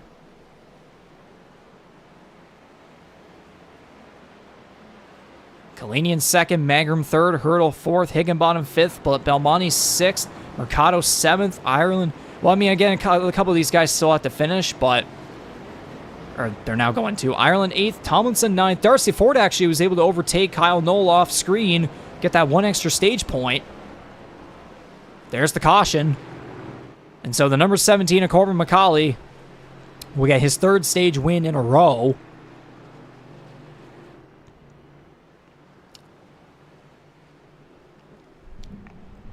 And I suppose if I do go back to Las Vegas, this is going to be... Actually, yeah, so MacAulay technically won stage 3, quote-unquote, back at Vegas. So if we do count 3rd stages, then that means it'd be...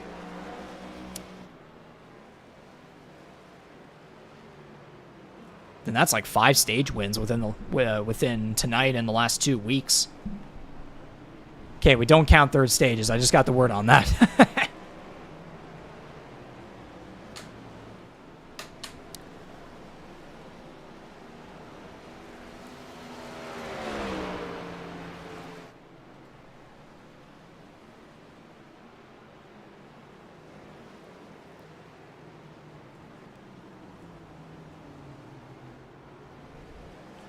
So in that case, it's going to be 2 stage wins tonight, and then there was 1 last week.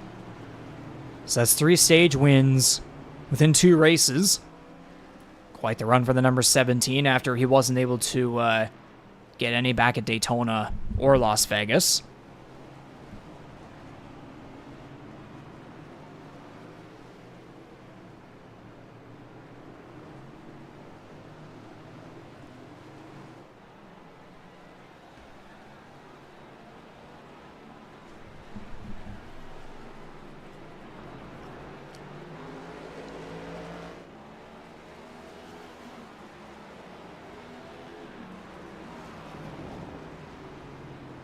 So now as everybody's going to catch up to the pace car here, which is going to come off of the pit lane here in just a couple seconds. After 17 to 34 laps, 2 cautions, stage cautions of course, 2 lead changes with MacAulay and Kalinian being the only leaders of this race so far. 2:14.412, fastest lap for MacAulay on lap 15, again with those 4 fresh tires that he got on the last stage caution. About 1 mile per hour faster, if that's notable.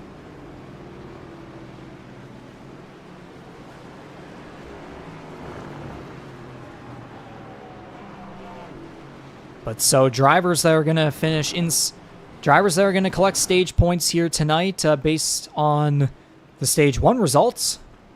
By the looks of it, MacAulay, Kalinian, Magram, Hurdle will all get stage points from both stages. So will Ty Hickenbottom. Justin Belmonte does as well.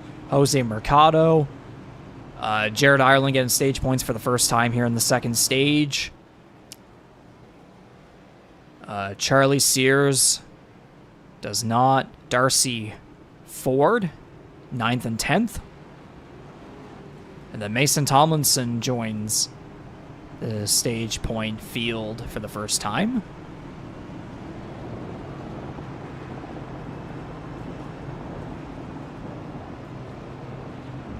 So I believe according to the math, that's 8 drivers with stage points.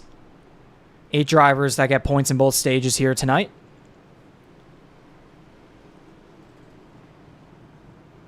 I never bothered to look at the weather, the weather info. 36 degrees Celsius track temperature. Geez, that is a slick racetrack. No wonder that braking has been difficult for some of these guys. Although it is partly cloudy skies, sun not fully out, but regardless.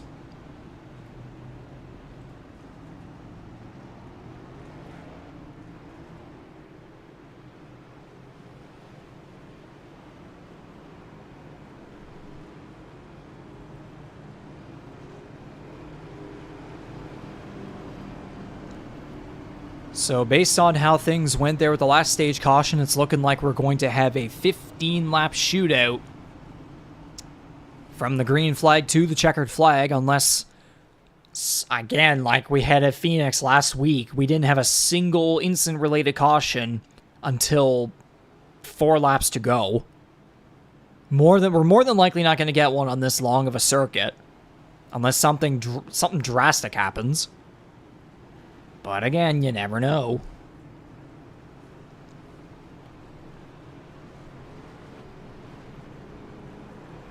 But again, so far, pretty much 8 drivers within this field so far have maintained consistency throughout the race. Meanwhile, Mason Tomlinson struggled in stage 1, especially in the first couple laps of the race, but then he was able to come around and get 9th in stage 2. And then it's been up and down races for guys like Mike Marini, Adam Wilson, Charlie Sears, who again have shown speed throughout the race, but just need a little bit more luck and need to be a little bit more patient when it comes to getting into each corner and exiting each corner.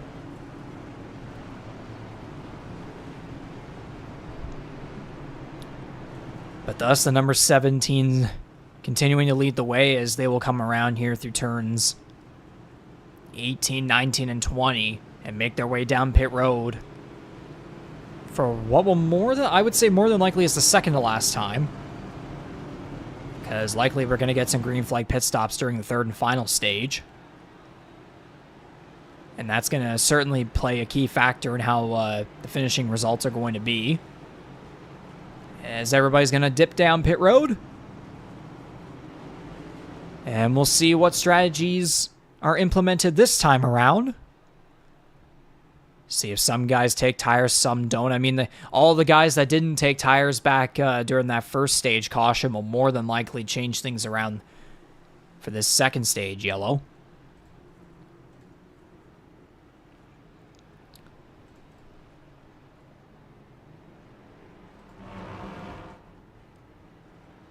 Okay, so there are a lot of guys rushing up very quickly. Magram, Belmonte, Mercado all coming out. Most guys getting tires. So the top 3 don't. Interesting calls. But again, it's the number 17, then the 0 coming out right there. Again for the guys that look to have taken all 4s. So we look on the replay here.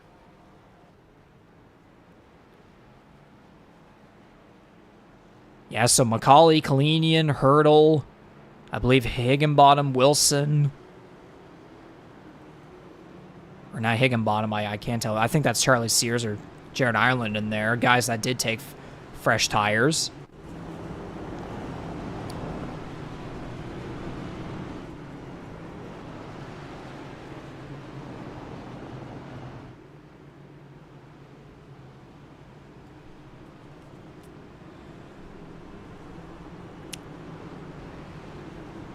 One notable thing that I can get through this software that I do use here to track every driver,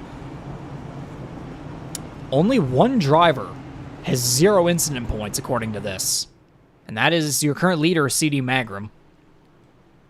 Even MacAulay has a couple. Again, fingers crossed that this is accurate. Which, it'd be hard to believe that it wouldn't be, because there's a lot of guys towards the bottom of the grid that definitely have a lot more compared to everyone else. But we got CD Magram, Justin Belmonte on the front row. We got Jose Mercado up here once again. Fingers crossed that things turn out better than what happened back when we got underway with the first stage, because he fell all the way back behind the top 10. Again, McCauley and Collini being close, they're gonna have to get by the front 3 cars here up through Big Red. The steep climb in turn 1, the downhill into turn 2. I can only imagine this will probably be the most chaotic restart of them all. More than likely the last one. Only one car has gone a lap down throughout this entire race, and that's Ryan O'Toole. Adam Wilson still trying to catch up as he's just now getting through turn 11. So more than likely not enough time to catch back up to the field. But we'll wait and see if he actually is able to maybe, I don't know, get a jump start on everybody or something whenever they come through turn 20. As the field's getting through turns 13 through 15 right now.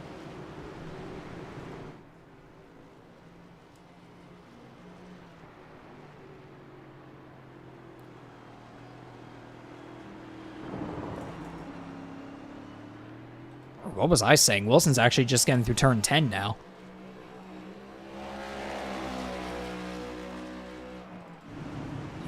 Yeah, he's going to probably have to rely on a couple of guys screwing up here, plus also whenever we have that green flag pit window. We're coming to a 15 laps to go restart here, and again with that fuel window being about 9 to 12 laps or so. He's definitely going to be hoping for things to shake up. The front field is Adam Wilson completely locked the brakes up there going through turn 12, so that's not going to help there with the tire wear. But anyways, we're going to go green. Hopefully one last time. The field will come up the straightaway here to Big Red. Green flag, final stage in the Dulux of London 120 Grand Prix at the Circuit of the Americas. We'll see if everybody can get up here successfully. Collini with a dive bomb through turn 1. Magram slowed down. To avoid all that, there's contact between a bunch of cars. Lots of stack-ups here coming through turn 2. Almost 3 wide racing. As Collini falls back to 6th, McCauley's up to 4th. Ireland's in 5th right there. CD Magram holding onto the lead. Jose Mercado in 2nd. So a much better stage restart, or stage beginning there for him. Justin Belmonte 3rd. McCauley trying to catch his way back up to the front there in 4th. Darcy Ford and Hunter Young side by side for 11th. And now down to turn 11. We're going to wait and see here if everybody's going to be able to get through here successfully. Oh, the 17 locked up just a little bit, trying to get to the high side of Belmonte. Ireland's going to try and dive down below the 17. Trouble for Sears as he drops back now to the 18th position. Tomlinson getting past Hunter Young. Now down the long straightaway.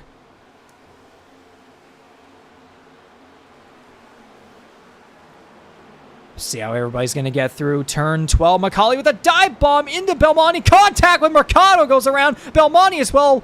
Big crash.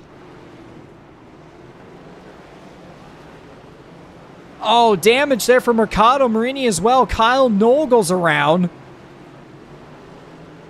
Huge trouble for a lot of contenders. Oh, almost contact between Bins and Knoll as the 15 tried to come back up. But now C.D. Magram's got almost a 5-second lead ahead of Jordan Kalinian, Hurdle, Ireland, Higginbottom, Darcy 4th. Then there's MacAulay right there back in 7th.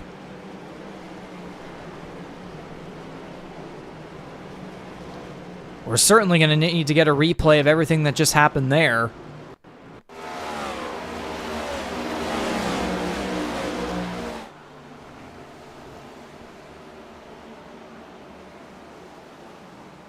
And so... Oh, yeah, and then Kalinian dove it in right there, so lots of contact everywhere.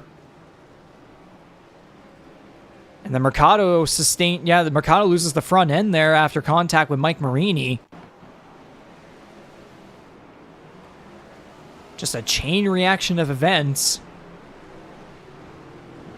I mean, I said it was probably going to be the most chaotic restart. It indeed was. And I think something must have happened to Justin Belmonte here, too. Oh, man. Tried to save the car. Yeah, he was able to, and then he went down pit road to fix the damage, I imagine. So a lot of trouble there for a lot of guys. Off of turn 12.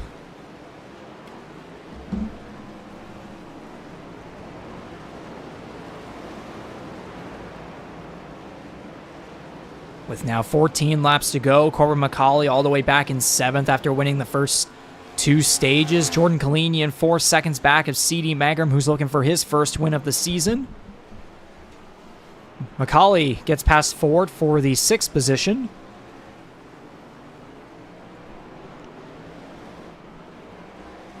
And if I were to look at the history here of C.D. Magram, Magram did collect a win last season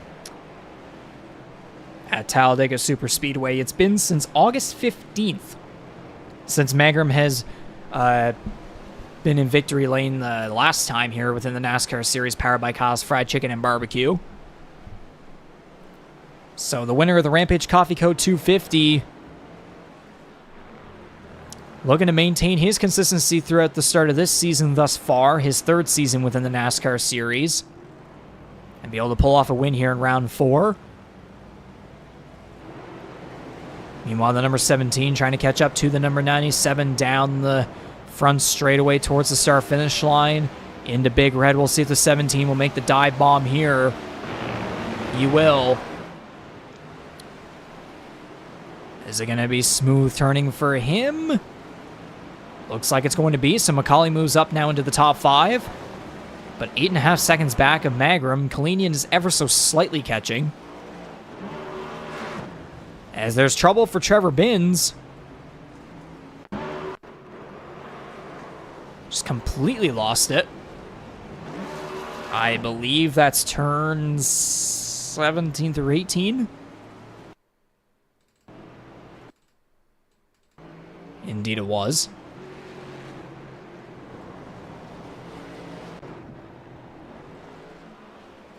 But now with all that being said, a lot of guys are going to start getting spread out throughout the rest of this race, so we might as well introduce the good old TrackCanvas22.com. Crank it up here at the Circuit of the Americas, the first road course crank it up of the season.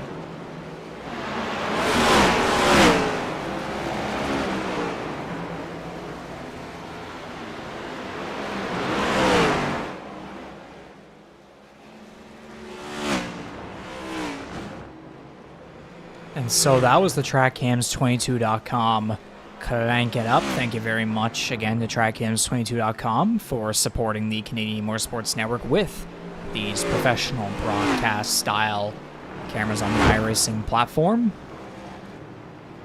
As while you were all witnessing the action there, go figure, as soon as the Crank It Up began, we had Corbin MacAulay and Jared Ireland make contact, sending the 13 around. MacAulay's in 4th, Ireland's all the way back in 9th. And as we were talking about all that, Jordan Kalinian has taken the race lead from CD Magram after again being like 3 or 4 seconds back of him. So the rookie has taken the race lead, and he's looking to earn his first top 5 finish of the season and also his first career win within the NASCAR Series, powered by Kyle's Fried Chicken and Barbecue, coming to 9 laps to go in the Dulux of London 120 Grand Prix at the Circuit of the Americas. Magram's still keeping things close, though, by about half a second or so. Kalinian trying to get Magram out of that draft coming down the straightaway into Big Red. As... Ooh, Kalinian had a bit of a lock up there. I think Magram might have a little bit too. As Ty Higginbottom's going to make his way down pit road during this green flag pit window, which again, we've seen a couple guys coming down. Trevor Binns and Ryan O'Toole are in their pit box, but judging by their times, it's looking like they're probably trying to get damage fixed or something like that. Ty Higginbottom goes for fuel, no tires. At least that's what I think.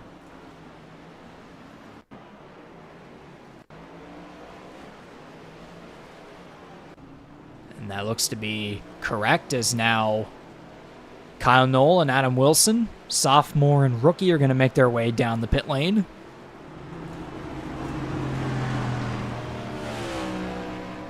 And Kyle Knoll morphs through cars because that's very realistic.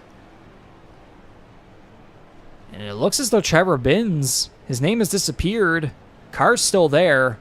Potentially the first DNF of the race. We'll have to wait things out and get official confirmation soon.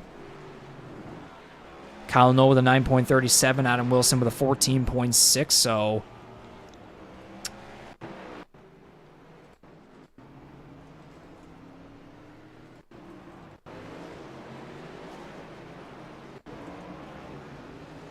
Looks like Wilson went for tires, but Kyle Knoll did not. Meanwhile, Jordan Kalinian, he's now led 4 laps here, the Salisbury, North Carolina native, in his 4th career race in the NASCAR Series, eyeing that first career win. But of course, keep an eye on the number 17 of Corbin MacAulay, although despite some left front... I don't know what would I call that, damage? Or just a visual gag. The Charlottetown native has led 15 laps, again the winner of the first 2 stages. Trying to make his way back up. It'd be quite the resurgence if he was able to get his way back up to the front and get the win back after dominating the race for the first 2 stages. But 10.5 seconds back of Jordan Kalinian.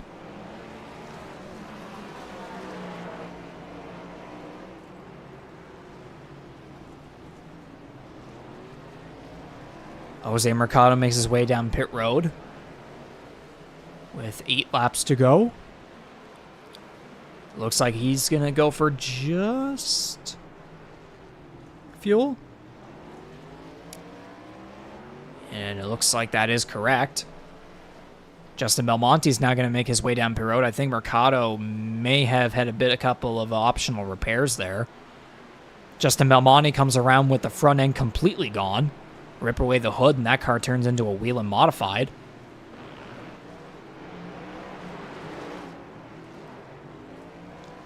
Tom Janikowski also makes his way down as Belmonte looks like he's going to be going for all 4 tires. Janikowski having a couple ghost moments there. Kyle Knoll also making his way down pit road.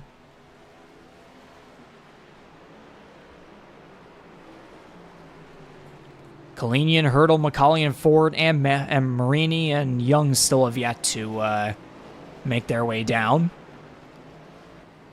Meanwhile, Magrum, Ireland, Higginbottom, Mercado, Tomlinson are some of the latest guys to have come down. Kalinian with a 8.5-second lead over Andy Hurdle. So we'll see when these guys are going to make the decision to come down the pit lane. Not yet for the 0.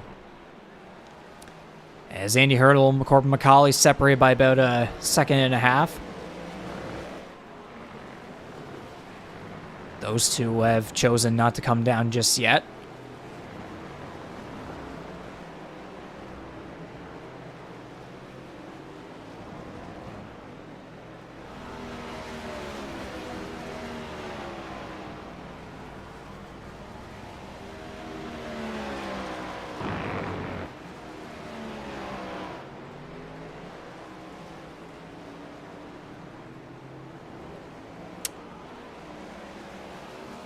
Oh no.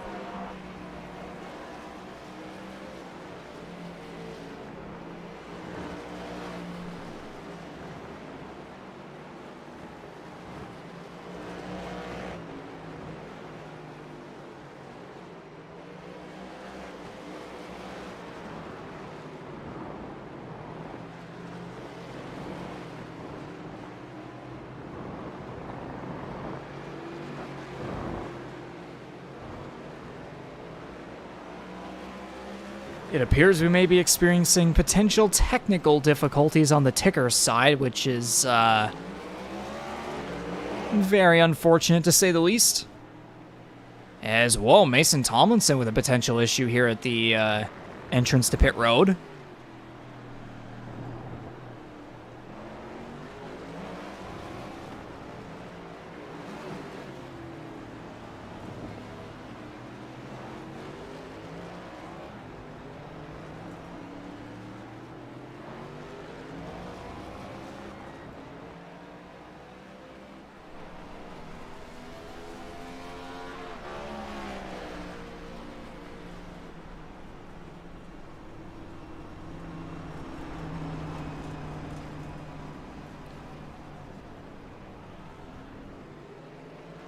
So just give it a second, folks. Here we'll try to get things back under control here after what appears to be a little bit of a malfunction on the technical side.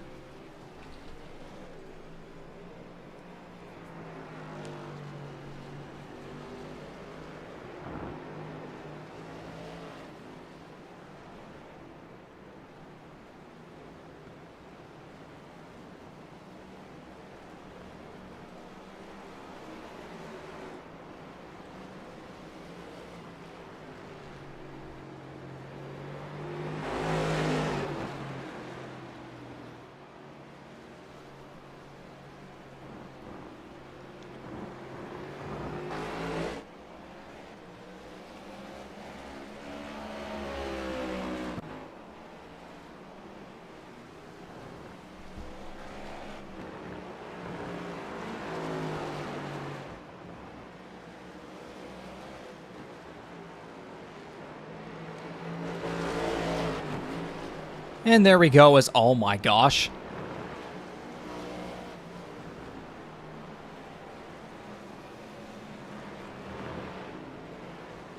Okay, that must be another glitch in there. There's no way the caution's out. Everyone's still going.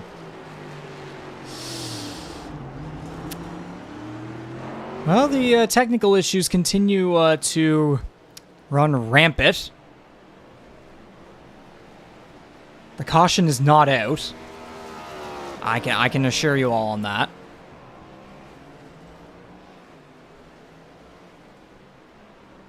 So we were able to get the intervals all fixed and such, but now we have this saying caution, which clearly there is no yellow flag.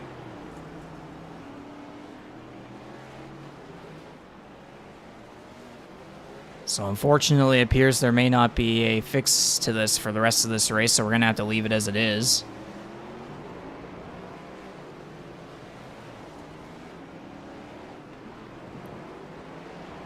So 6 laps remaining. Andy Hurdle is currently your race leader by about 5.5 seconds over Darcy Ford. Tom Janikowski's car keeps popping in and out. Back there in the 15th position, a couple cars a lap down. Mark Ouellette, Jason Heaney, Justin Belmonte still in his pit box, more than likely trying to repair damage. Trevor Binns as well. Looks like Ryan O'Toole, his car's still there, but he's 9 laps down. His name has disappeared. Or actually on the leaderboard, as a matter of fact, it says he's out of this race. And now we got cars coming down pit road here. Andy Hurdle and Darcy Ford. Janikowski leaves his box. Looks like Hurdle and Ford are going to go for just fuel on their pit stops. Jordan Kalinian has taken the race lead now. 4 seconds ahead of Magram.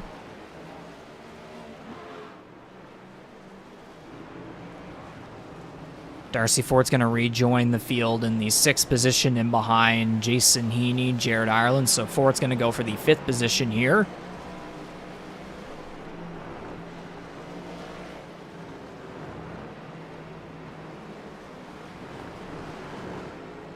Fingers crossed that when we actually get to the white and checkered flags that hopefully this leaderboard will be able to fix itself. As again, reminder, the yellow flag is not out. Obviously some technical issues.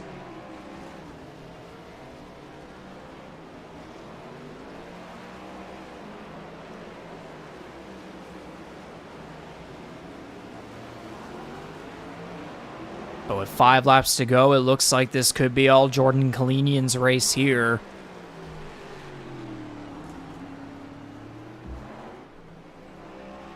MacAulay 12 seconds back.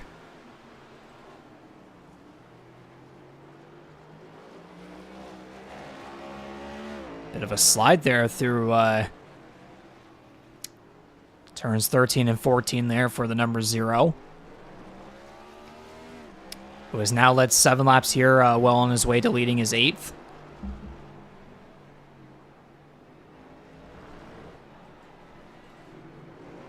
Andy Hurdle maintaining that 4th position, though, about 2 seconds back of MacAulay. Jared Ireland 5th, Darcy Ford, Ty Higginbottom, about 3 cars there going for that final top 5 spot. Mike Marini 8th, Charlie Sears is 9th.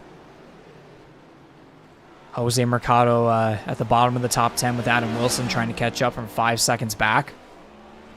Kyle Knoll, Mason Tomlinson. Tom Janikowski's back out on track, 1 lap down. Jason Heaney's there, Ouellette. Belmonte's still in his box, so is Trevor Binns. Ryan O'Toole looks to be officially out of this race, so the first and only DNF thus far.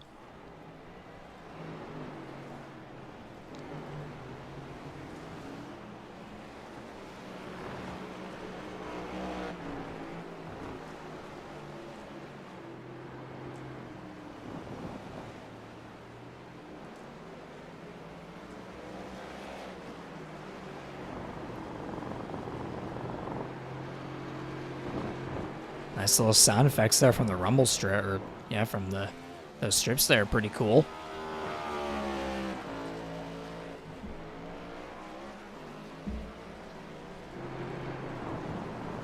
So battle-wise, we might as well try to pay attention back here as, actually, never mind, Jason Heaney now in his pit box.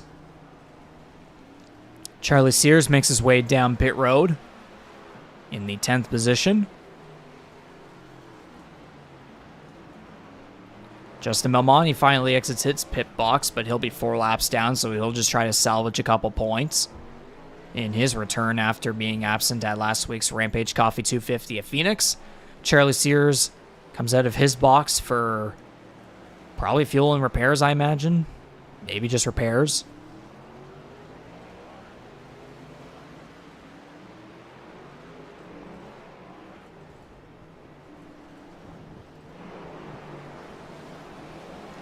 Kalinian's coming around turns 16 through 18.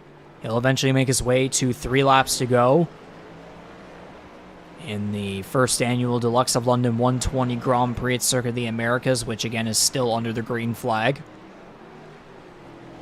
There's Magram coming off of turn 19, 5 seconds back of the 0. So still time for for anything to happen. Meanwhile, the 17, 13.5 seconds back of Kalinian, so again, unless drastic things happen, this is more than likely going to be Kalinian's race. And Kalinian would become the first driver this season to be a first-time winner here within the NASCAR Series. Again, Ty Higginbottom winning the 5th annual GTR 250 back at Daytona to start the season off. MacAulay winning 2 weeks in a row at Las Vegas and Phoenix. And then, pace-wise, it looked like he was well on his way to potentially 3 wins in a row until we had that incident at the beginning of the 3rd stage,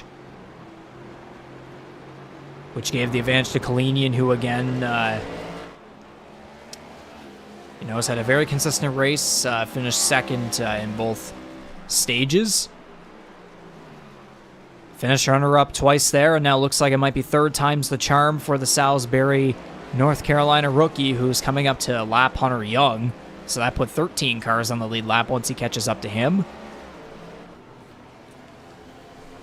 And Kalinian ever so slightly putting a gap on Magram and also MacAulay as well. So it's looking like he's probably well on his way to that first career win. Is trouble for Hunter Young. Spins around through turn 12. He's going to let Magram go and probably MacAulay here as well.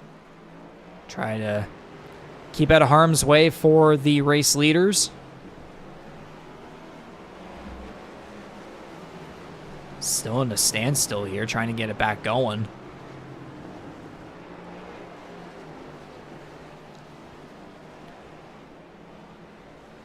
Coming through turns 18, then 19. Kalinian's well on his way here to 2 laps to go. 2 laps away from his first career Canadian eMotorsports Network NASCAR Series powered by Kyle's Fried Chicken and Barbecue victory. And what a consistent run it's been all race here, all tonight here at the Circuit of the Americas for the driver with the, again, according to this leaderboard here, he's got the highest I rating out of anybody.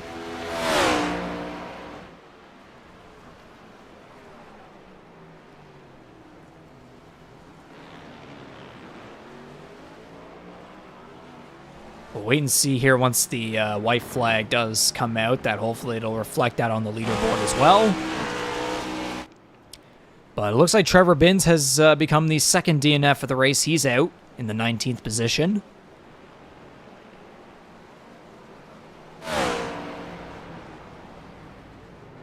Hunter Young makes his way down pit road as Tom Janikowski is going to take advantage of the 14th position.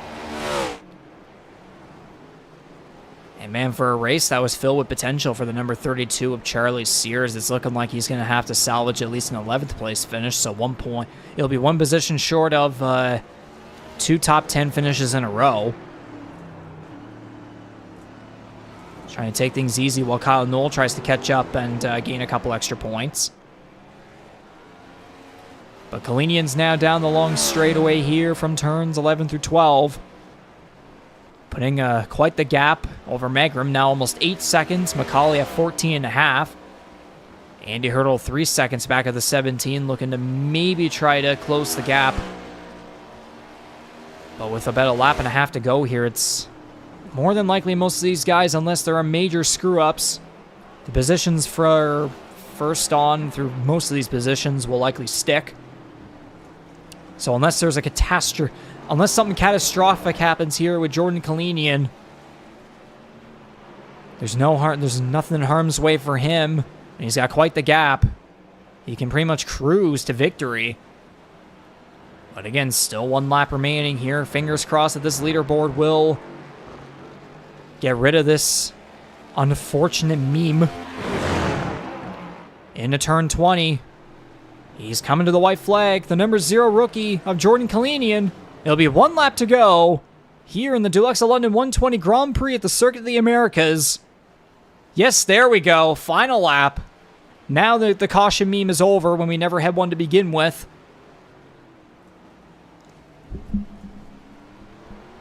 And again, for Jordan Kalinian coming off Rampage Coffee Co 250 at Phoenix last week, where he started second and was well in the running for a win, but then a couple cautions at the end led to overtime restarts, and then that final one was involved in a big wreck just after the white flag, just after crossing the start-finish line. It's been a bit of a rough start, though. I mean, qualifying-wise, though, he's been absolutely excellent after qualifying 6th at Daytona, and then qualified second 2 weeks in a row at Vegas and Phoenix, but only finishes the 21st, 22nd, and 8th to start the season. Rounds 1 through 3, but now here on the first road, for the first road course race, the first of 4 this season in the NASCAR Series, powered by Cos Fried Chicken and Barbecue, Kalinian looking to make history as the first ever iRacing stock car road course race winner. Down the long straightaway one last time under the COTA sign. Magrum looks like he's caught up just a couple of tenths, but certainly not going to be enough unless the Zero makes the biggest rookie mistake of his life. And again, Magrum looked like he had some momentum there again with all the chaos at the start of the third stage. He led the way after all the pit stops under that second stage caution, as Kalinian had a little bit of a loose moment there.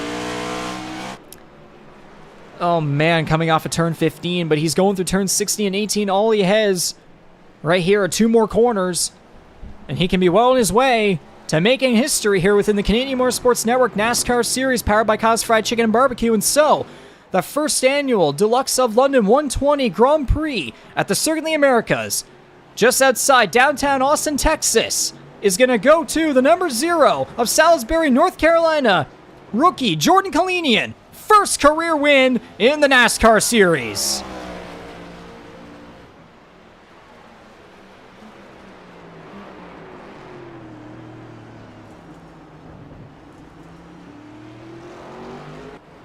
C.D. Magrum second. Corbin MacAulay will take third. Andy Hurdle fourth. Jared Ireland's going to come around here and take the 5th position, as it looks like Higginbottom almost a dive bomb there for the 6th position, but he's going to hang on to 7th. Kyle Nolan and Charlie Sears are going to be going at it here for the 11th position.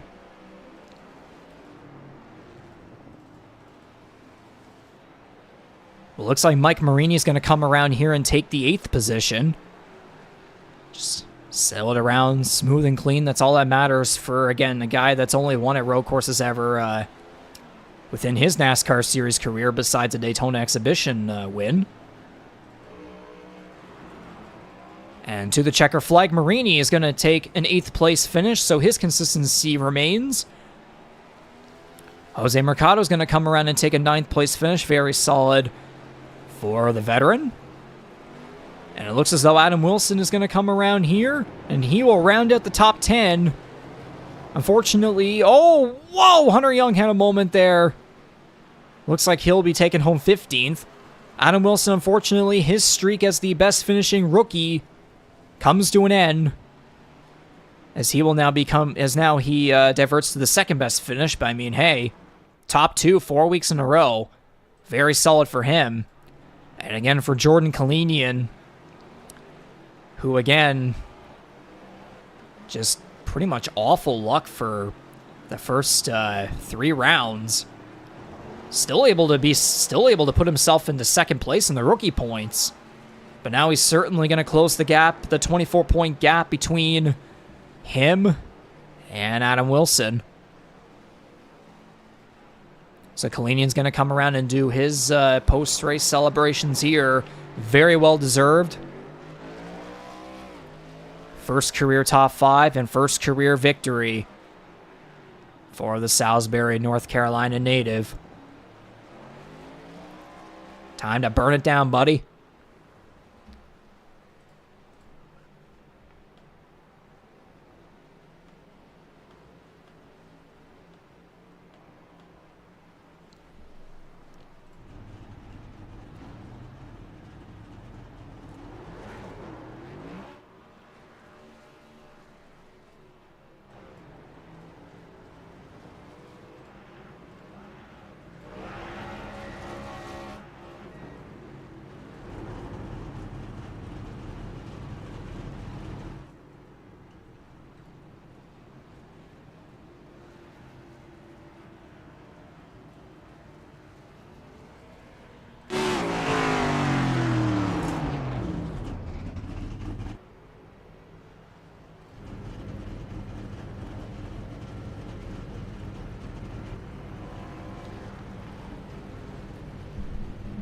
And so there you have it for the number 0 Toyota of Jordan Kalinian. First career win here within the NASCAR Series, powered by Kyle's Fried Chicken and Barbecue. And before we get to the post-race winner interview with him, we'll get through the unofficial results, which fingers crossed at this time around that they are accurate. Jordan Kalinian getting the win here in round 4 of 22. CD Magram comes home with the second place finish, a very consistent and clean race for him, and I think, incident point-wise, he was one of the better drivers in tonight's race. Corbin MacAulay won the first 2 stages. Unfortunately, an incident early in stage 3. Right off the restart there through turn 12, he was caught up in that incident with guys like Jose Mercado and such, but he was able to wound up with a solid third-place finish, so nothing to be too disappointed about there. Andy Hurdle and Jared Ireland are going to round out the top 5. Darcy Ford in 6th, Ty Higginbottom 7th, Mike Marini 8th. Jose Mercado and Adam Wilson will round out the top 10, so Adam Wilson continues his streak of, again, with the rookie points standings graphics that we release on our social media pages. He'll be on that graphic for the 4th week in a row, only unfortunately this time it's not going to be as the best finishing one. But regardless, still up there. And then to round it all out here, just outside the top 10, Kyle Knoll and Charlie Sears. I mean, Sears, man, he definitely had the untapped potential tonight to get a really solid finish here, but unfortunately was just caught up in a lot of stuff, and 12th is nothing to be too disappointed about again for the NASCAR Series rookie. Mason Tomlinson rounds out the lead lap cars in 13th. It was an alright race for him. Had some struggles there in stage 1. Was able to come around a little bit in stage 2, get some points. Stage points. In the 9th, with a 9th place finish there, and he wounds up in 13th, so not too shabby. Tom Janikowski and Hunter Young, Mark Ouellette, 3 cars, 1 lap down, 14th through 16th. Jason Heaney, 4 laps down. Justin Belmonte at 7. Trevor Binns rounds out the field there. Or at least this part of it there in 19th, 11 laps down. Then there's Ryan O'Toole at 15 laps down, rounding out the field officially in the 20th position. And so we'll see here if we're able to get an interview with tonight's winner here, the Dulux of London 120. Trying to see if I can get at least a decent camera angle. I guess that could work.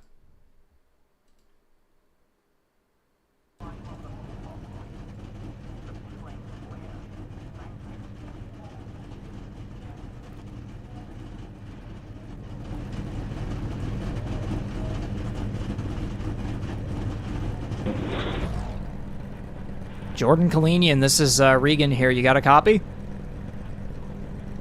I got you. Speak for me one more time, just making sure the levels are good. I got you.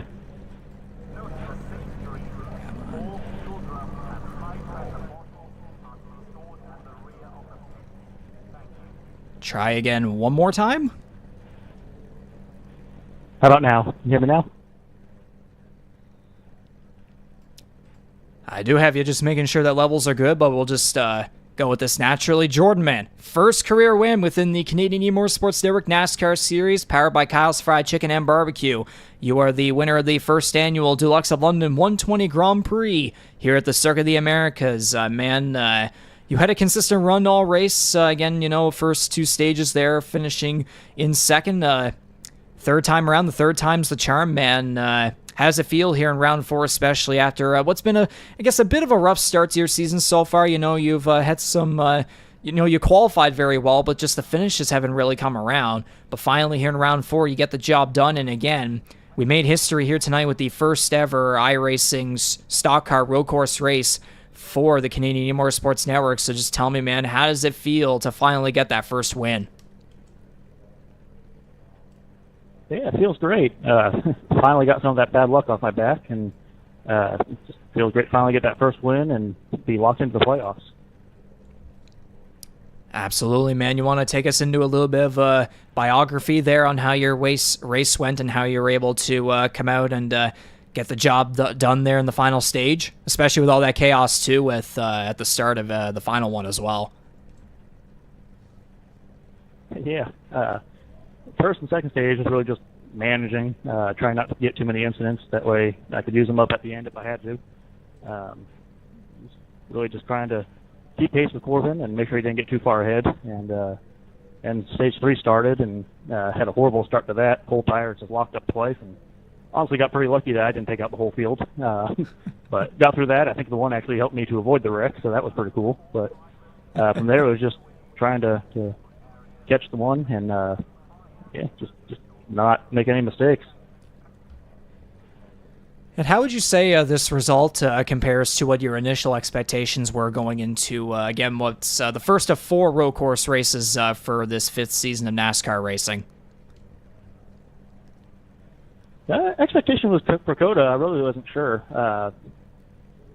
Just bought the track last week to start practicing, so this is my first race I've done on it. So I'm pretty happy with the result overall. A couple of road courses coming up I know I'll be pretty good at, but there's a couple others I also haven't driven before. So we'll just have to figure it out as it comes.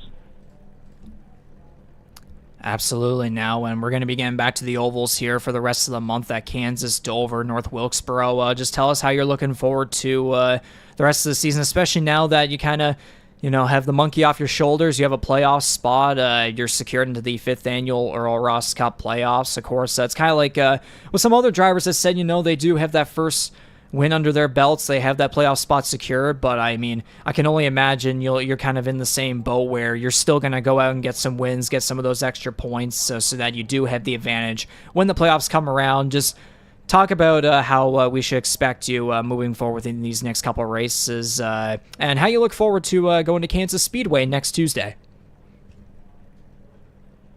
Yeah, Kansas is one of my favorite tracks. Really looking forward to that one, going there with the league. Going into it, just gonna kind of keep doing what I have been doing. Hopefully, keep the good results going and keep the wrecking to the minimum. But we'll just keep going, keep trying to get the stage points, and go from there.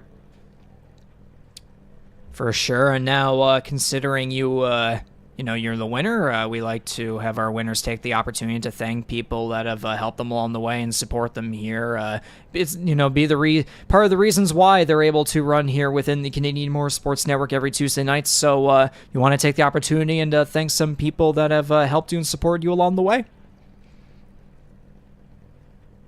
Yeah, just really appreciate the league putting this on, all the guys that put the work into it to keep this going, and all the sponsors that have come on board to help the league out. Alrighty, man, everybody. That was Jordan Kalinian, the number 0 Toyota, getting his first career victory in the Canadian Motorsports Network NASCAR Series, powered by Kyle's Fried Chicken and Barbecue. The winner of the first annual Dulux of London 120 Grand Prix at the Circuit of the Americas. Jordan, once again, congratulations. Go celebrate, and we'll be seeing you back at Kansas Speedway next week. Hopefully this momentum will continue onward. There's no doubt that it will. Sounds good.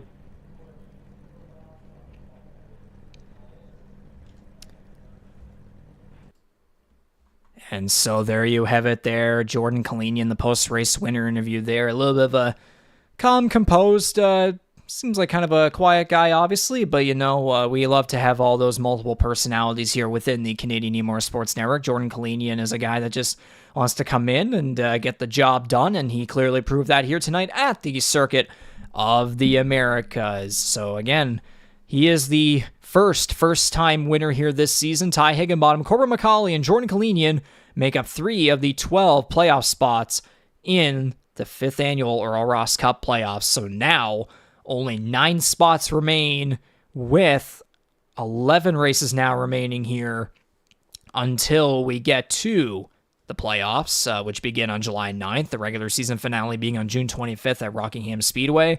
We'll take a look at the schedule here one last time. For the rest of the month here, we got an intermediate and then 2 short tracks. So we go to Kansas Speedway next week on April 16th, a track that I recall Jared Ireland getting the win at last year. Then there's Dover International Speedway, which it'll be our first time going there in a couple years. It'll be our first time there on the iRacing platform. And then North Wilkesboro Speedway to conclude the month on April 30th, where we ran there last year for the throwback race, where Corbin MacAulay got the job done there. So we'll wait and see if the number 0, Jordan Kalinian, will be able to keep up the momentum moving forward with his first career victory here tonight at the Circuit of the Americas. So I can end this smoothly, I gotta have the race name here.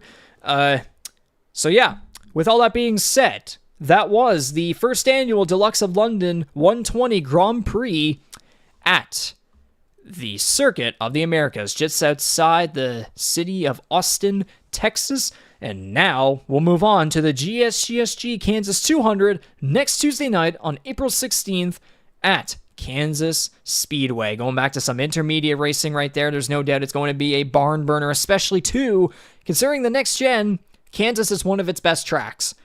The Gen 7 at Kansas is absolutely brilliant, and it put on some phenomenal racing last year, especially for the race lead. You gotta watch out for those restarts, especially as well, too. So remember, next Tuesday on April 16th here on the Canadian E-Motorsports Network YouTube channel will be live beginning just past 7:30 p.m. Eastern, 8:30 p.m. Atlantic, with coverage of the GSGSG Kansas 200. So for tonight's live production of Canadian E-Motorsports Network NASCAR Series powered by Kyle's Fried Chicken and Barbecue Action, on behalf of myself, Regan McCauley, the play-by-play commentator, and I might as well say Jordy Carraher as well for his incredible ride-along during the pre-race show. He's been here since the very beginning, and the rest of the Canadian E-Motorsports Network staff, committee, drivers, sponsors, partners, everybody, we'd like to thank each and every one of you for tuning in to tonight's action, where we made history here at the Circuit of the Americas, and there's no doubt we will continue to make history within the NASCAR Series powered by Kyle's Fried Chicken and Barbecue next week at Kansas Speedway. So, take care, everybody. Hope you enjoyed tonight's event at the Circuit of the Americas. That was the Dulux of London 120 Grand Prix. Your winner, the number 0 of rookie, Jordan Kalinian. Have a good one.